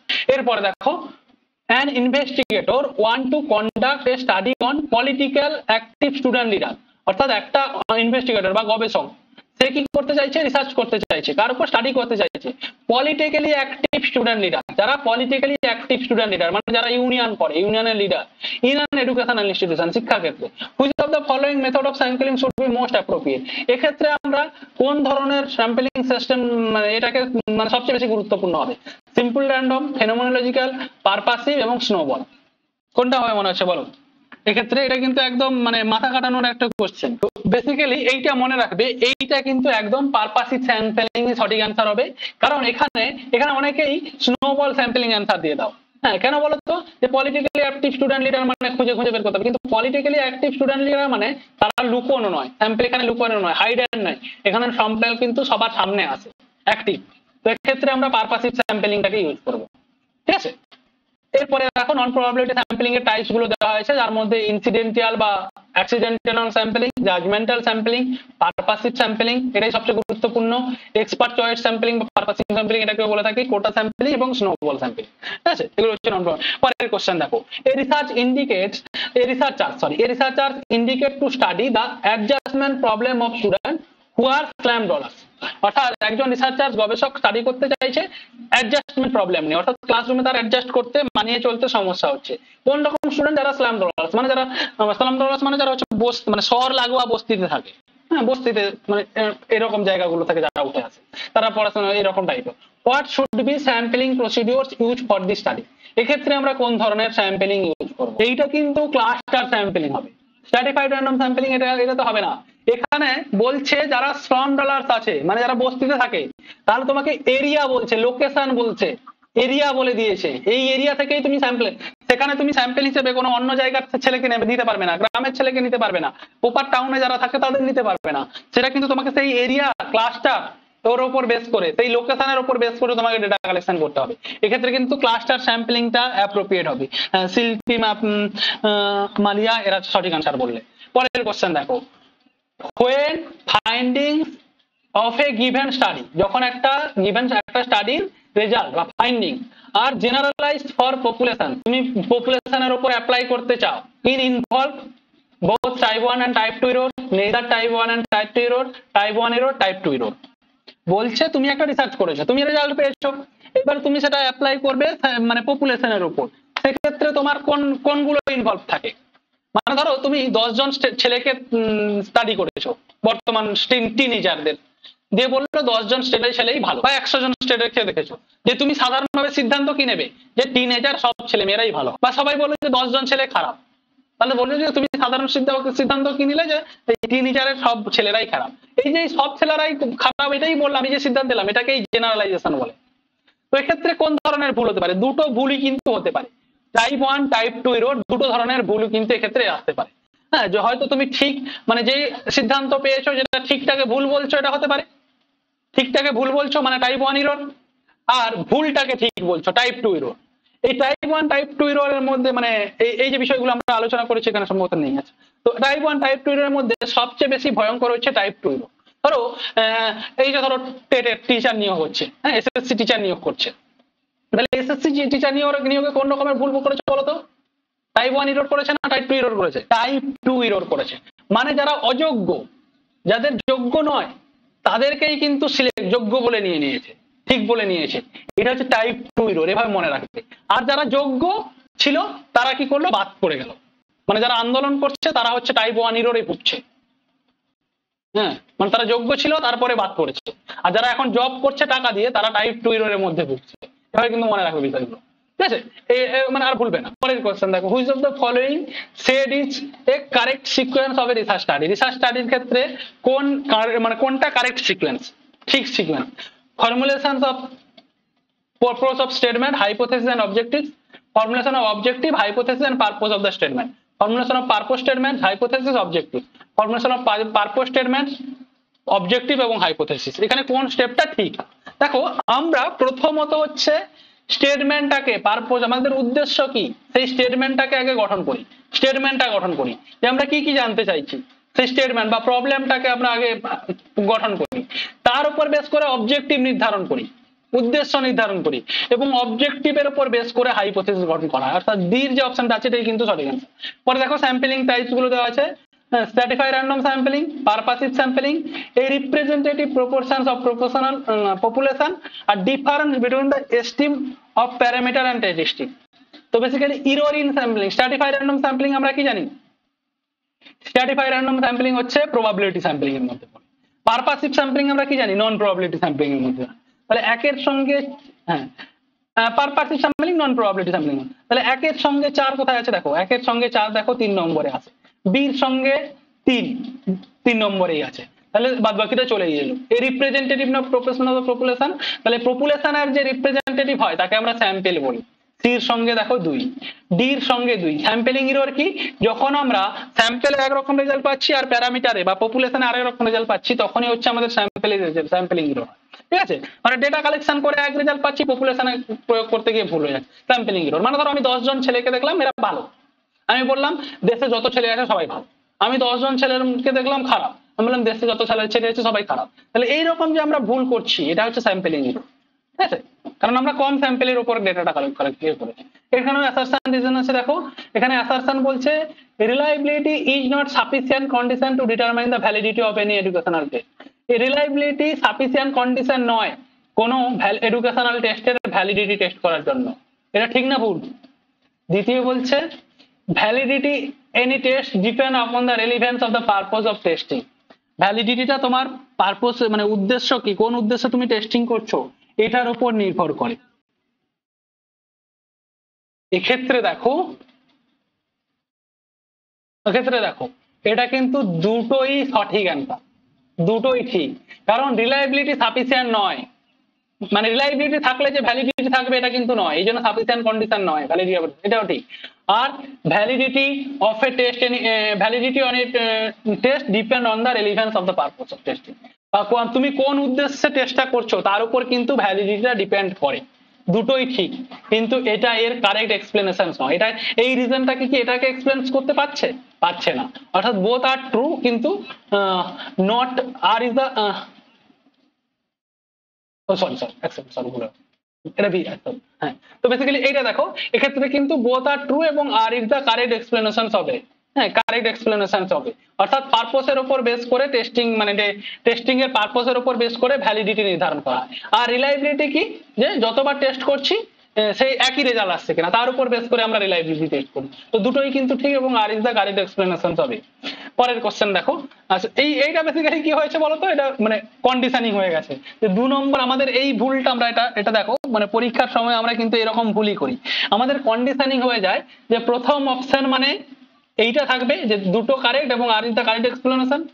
দ্বিতীয় অপশন মানে বি নম্বর অপশন মানে R is the not correction option. আর 3 মানে বোথ আর ইনকারেক্ট, আর বা বোথ আর কারেক্ট আর বোথ আর ইনকারেক্ট। এইরকম ভাবি আমরা, এরকম আমরা ভাবি, হ্যাঁ, বা এরকম ভাবি। মানে এটা আমাদের কন্ডিশনিং হয়ে গেছে। এটা কিন্তু পরীক্ষার সময় মাথায় রাখবে, এটা সবারই হয়। ঠিক আছে, এটা যাতে পরের বার না হয়, মানে পরীক্ষায় যাতে না হয়, তোমরা এটা কিন্তু দেখবে ভালো করে, কোশ্চেন অপশন গুলো ভালো করে পড়বে। আলোচনা করছি তো এখানে অপশন গুলো তাড়াতাড়ি পড়ার সুযোগ হচ্ছে না, তাই এই গন্ডগোলটা হলো। কিন্তু তোমরা যখন পরীক্ষায় কোশ্চেন সলভ করবে তোমরা অপশন গুলো ভালো করে পড়বে। পরের কোশ্চেন দেখো, পরের কোশ্চেন আছে এই যে আমরা এক্সপেরিমেন্টাল রিসার্চের ইন্টারনাল এবং এক্সটার্নাল ভ্যালিডিটি দেখেছিলাম, থ্রেড। এই ভ্যালিডিটির ক্ষেত্রে কিছু কিছু থ্রেড থাকে। ইন্টারনাল ভ্যালিডিটির ক্ষেত্রে কি কি সেট থাকে? ম্যাচুরেশন ইফেক্ট, হিস্টোরিক্যাল ইফেক্ট থাকে, টেস্টিং ইফেক্ট থাকে, সিলেকশন বায়াস থাকে। তো এই ম্যাচুরেশন, হিস্ট্রি, টেস্টিং এবং সিলেকশন বায়াস এগুলো কার মধ্যে কোনটা যায়, এটা কিন্তু আমাদের আইডেন্টিফাই করতে হবে। এখানে বলছে emotional traits of teacher, voluntary of in experimental group, subject become tires, subject tires হয়ে যাচ্ছে, effect on the pre test of the proficiency and the subsequent test. Pre test এটাকে কি বলছে, তাহলে এটা কিন্তু আমাদের খুঁজে বের করতে হবে। এখানে সবচেয়ে সহজ যেটা হচ্ছে সেটা হচ্ছে দেখো এই যে effect of the pre test of proficiency of subsequent test, অর্থাৎ প্রি টেস্ট পূর্ববর্তী টেস্টের ইফেক্ট পরবর্তী টেস্টে পড়ছে, এটা কি, এটাকে আমরা কি বলি, টেস্টিং ইফেক্ট বলি না, এটাকে আমরা টেস্টিং ইফেক্ট বলি না। দেখো সির সঙ্গে 4, এক্ষেত্রে যদি 2 আছে তাহলে আমাকে আরেকটা বের করতে হবে। ম্যাচুরেশন মানে কি বলতো, সাবজেক্ট বিকাম টায়ার, ম্যাচুরিটি বেড়ে গেছে তাই তোমার অটোমেটিক জেনে গেছো। তোমাকে আমি যদি এখন তোমাকে সহজ বিষয় পড়ি তুমি টায়ার্ড হয়ে যাবে, কারণ তোমার ম্যাচুরিটি চলে আসছে, এই বিষয়গুলো তুমি ইজিলি বুঝতে পারো। তো এই একের সঙ্গে কিন্তু 3। আর হিস্ট্রি মানে কি বলতো, হিস্ট্রি মানে হচ্ছে ইমোশনাল ট্রেটস অফ টিচার, এইটা। আর সিলেকশন বায়াস মানে তুমি voluntary in experimental group, experimentally গ্রুপে তাদেরই যোগ করছো যারা ভলেন্টিয়ার, অর্থাৎ স্বেচ্ছায় যারা যুক্ত হতে চাইছে তাদের তুমি যুক্ত করে নিচ্ছ। এটা কিন্তু হবে না। এক্সপেরিমেন্টাল রিসার্চে আমরা কিভাবে যুক্ত করব স্যাম্পেলকে, আমরা দেখবো তার এবিলিটিস আছে কিনা, তার প্রবাবিলিটি আছে কিনা। এই জন্য আমরা এক্সপেরিমেন্টাল রিসার্চে প্রবাবিলিটি স্যাম্পলিং ইউজ করি। এ বললো হ্যাঁ আমি তোমার এক্সপেরিমেন্টালে যুক্ত হবো তাই আমি নিয়ে নেবো, এটা কিন্তু নয়। আমার প্রথমে প্রবাবিলিটি আছে কিনা সেটা দেখতে হবে। যদি আমি এরকম তার ইচ্ছে অনুযায়ী নিয়ে নিই বা কেউ ইচ্ছে স্বইচ্ছায় জয়েন হতে চাইছে তাকেই নিয়ে নিচ্ছি, তাহলে আমার কিন্তু সিলেকশন বায়াস হয়ে যাচ্ছে, অর্থাৎ 3 কিন্তু এক্ষেত্রে সঠিক অ্যান্সার। পরে দেখো distinguish features of the action research are following, এটা অনেকক্ষণ পরে কোশ্চেনটা এলো, এই কোশ্চেনটা কিন্তু গুরুত্বপূর্ণ, অ্যাকশন রিসার্চ থেকে কোশ্চেন আছে। অ্যাকশন রিসার্চের বৈশিষ্ট্য কোনটা? Only teacher conduct action research, কেবলমাত্র টিচার্সরাই অ্যাকশন রিসার্চ করতে পারে। দ্বিতীয় বলছে a small assessable population are use for the study, ছোট অ্যাক্সেসেবল পপুলেশনকে আমরা স্টাডির জন্য ইউজ করি। Sample draw from a population is used for the study, population থেকে আমরা স্যাম্পল কালেক্ট করে স্টাডি করি। Researchers is consumer of the findings, researchers are হচ্ছে ফাইন্ডিংস এর consumer. Obtaining findings are generalise in population, হ্যাঁ আমরা যে ফাইন্ডিংসটা পেলাম সেটা জেনারেলাইজেশন করি। এক্ষেত্রে দেখো কোনটা সঠিক অ্যান্সার। দেখো আমরা বেসিক্যালি কি, আমরা কিন্তু অনলি টিচার অ্যাকশন রিসার্চ যে কোনো টিচার কন্ডাক্ট করতে পারবে কেবলমাত্র, এর কোনো ধরামাথা নিয়ম নেই। হ্যাঁ প্রফেসর করতে পারে বা যারা অ্যাডমিনিস্ট্রেটিভ পদে আছে তারাও করতে পারে, মোটামুটি যারা অ্যাডমিনিস্ট্রেটিভ পদে আছে সে কোনো যেরকম ব্যক্তিই করতে পারে অ্যাকশন রিসার্চ, ঠিক আছে। টিচার্সরা শুধুমাত্র করতে পারবে আর কেউ করতে পারবে না, এর কোনো মানে নেই, ধরাবাঁধা মানে নেই। কিন্তু এইটা বেসিক্যালি আমরা স্মল অ্যাক্সেসেবল পপুলেশনকে নিয়েই বেসিক্যালি আমরা অ্যাকশন রিসার্চ করি। আমরা ইমিডিয়েট প্রবলেমের জন্য ইমিডিয়েট সলিউশন খোঁজার জন্য আমরা যাদের কাছে পাই তাদেরকে দিয়ে সমস্যা সমাধান করার চেষ্টা করি, এটা ঠিক। আর আমরা মানে পপুলেশন থেকে স্যাম্পল ড্র করি না, সিস্টেমেটিক ভাবে করি না। আর হচ্ছে কি, এই দেখো research is consumer of the finding, researchers is the consumer of the finding, রিসার্চার্সই হচ্ছে ফাইন্ডিংস এর কনজিউমার, এটাও ঠিক। অ্যাকশন রিসার্চে যে গবেষণা করছে সেই কিন্তু সঠিক ফাইন্ডিংস কোনটা সেই খুঁজে বের করে, সেটা অন্যজনের ক্ষেত্রে ঠিক হতে পারে না হতে পারে। এই জন্য এবং বি এবং ডিটাই কিন্তু সঠিক অ্যান্সার। আর মানে আমি বলেছিলাম অ্যাকশন রিসার্চের মানে ফাইন্ডিংস গুলোকে কখনোই জেনারেলাইজেশন করা যায় না, পপুলেশনে জেনারেলাইজেশন করা যায় না। এখানে যেহেতু বলছে জেনারেলাইজ করা যায় তাহলে এটাই কিন্তু ভুল। পরের কোশ্চেন দেখো, which of the following are the key process in the designing of experimental research study, experimental research study যদি তুমি ডিজাইন করতে যাও তাহলে তুমি কোন কোন প্রসেসটা ফলো করবে। এখান থেকে কিন্তু এক্সপেরিমেন্টাল রিসার্চের সমস্ত বৈশিষ্ট্য তোমরা পেয়ে যাবে। এই কোশ্চেনটা দেখো, এখানে বলছে এক্সপেরিমেন্টাল রিসার্চ ডিজাইনের ক্ষেত্রে কি প্রসেসের ক্ষেত্রে কোন প্রসেসগুলো তোমার কি প্রসেস, এখানে কোন প্রসেসগুলো তুমি নেবে। Manipulation of changes in outcome variable, random assignment of subject to experimental and control group, exercising control over extraneous variable, observation of change in treatment variable, random assignment of treatment of a group। এক্ষেত্রে কোনগুলো সঠিক হবে তোমাকে কিন্তু খুঁজে বের করতে হবে। দেখো প্রথমত দেখো এই যে manipulation of change in over outcome variable, outcome variable মানে কোনটা, আউটকাম ভ্যারিয়েবল জাস্ট ভ্যারিয়েবল গুলোকে চেঞ্জ করে দিয়েছে। আউটকাম ভ্যারিয়েবল মানে ডিপেন্ডেন্ট ভ্যারিয়েবল, যেটা আমরা পরিবর্তনটা কার দেখি, ডিপেন্ডেন্ট ভ্যারিয়েবলের। তো আউটকাম ভ্যারিয়েবল মানে কিন্তু ডিপেন্ডেন্ট ভ্যারিয়েবল, ডিপেন্ডেন্ট ভ্যারিয়েবলকে কিন্তু আমরা ম্যানিপুলেট করি না। আমরা কোন ভ্যারিয়েবলকে ম্যানিপুলেট করি, ইন্ডিপেন্ডেন্ট ভেরিয়েবলকে ম্যানিপুলেট করি, তাই এটা কিন্তু হবে না। এইটা আমার এই প্রসেসটা করলে আমরা যদি ডিপেন্ডেন্ট ভেরিয়েবলকে ম্যানিপুলেট করি তাহলে কিন্তু হবে না, এটা আমাকে বাদ দিতে হবে। এবং random assignment of subject to experimental and control group, অর্থাৎ আমরা যে এক্সপেরিমেন্টাল এবং কন্ট্রোল গ্রুপ করব সেক্ষেত্রে র্যান্ডম অ্যাসাইনমেন্ট অবশ্যই থাকবে। আমরা বলেছিলাম র্যান্ডমাইজেশন কিন্তু এখানে অবশ্যই থাকবে। এক্সারসাইজিং কন্ট্রোল ওভার এক্সটেনিয়াস গ্রুপ, অর্থাৎ এক্সটেনিয়াস যে ভেরিয়েবল গুলো আছে সেগুলোকে কিভাবে কন্ট্রোল করা যায় তার উপর বেস করে এক্সারসাইজ করতে হবে, মানে সেরকম পদক্ষেপ নিতে হবে যে আমাকে এক্সটেনিয়াস ভেরিয়েবল গুলোকে কন্ট্রোল করতে হবে। হ্যাঁ, এটা আমরা করে থাকি এক্সপেরিমেন্টাল রিসার্চের ক্ষেত্রে। আর observation of change in the treatment variable, treatment ভেরিয়েবলকে মানে ট্রিটমেন্ট ভেরিয়েবলের উপর অবজারভেশন চেঞ্জ, এটা কিন্তু আমরা দেখি না।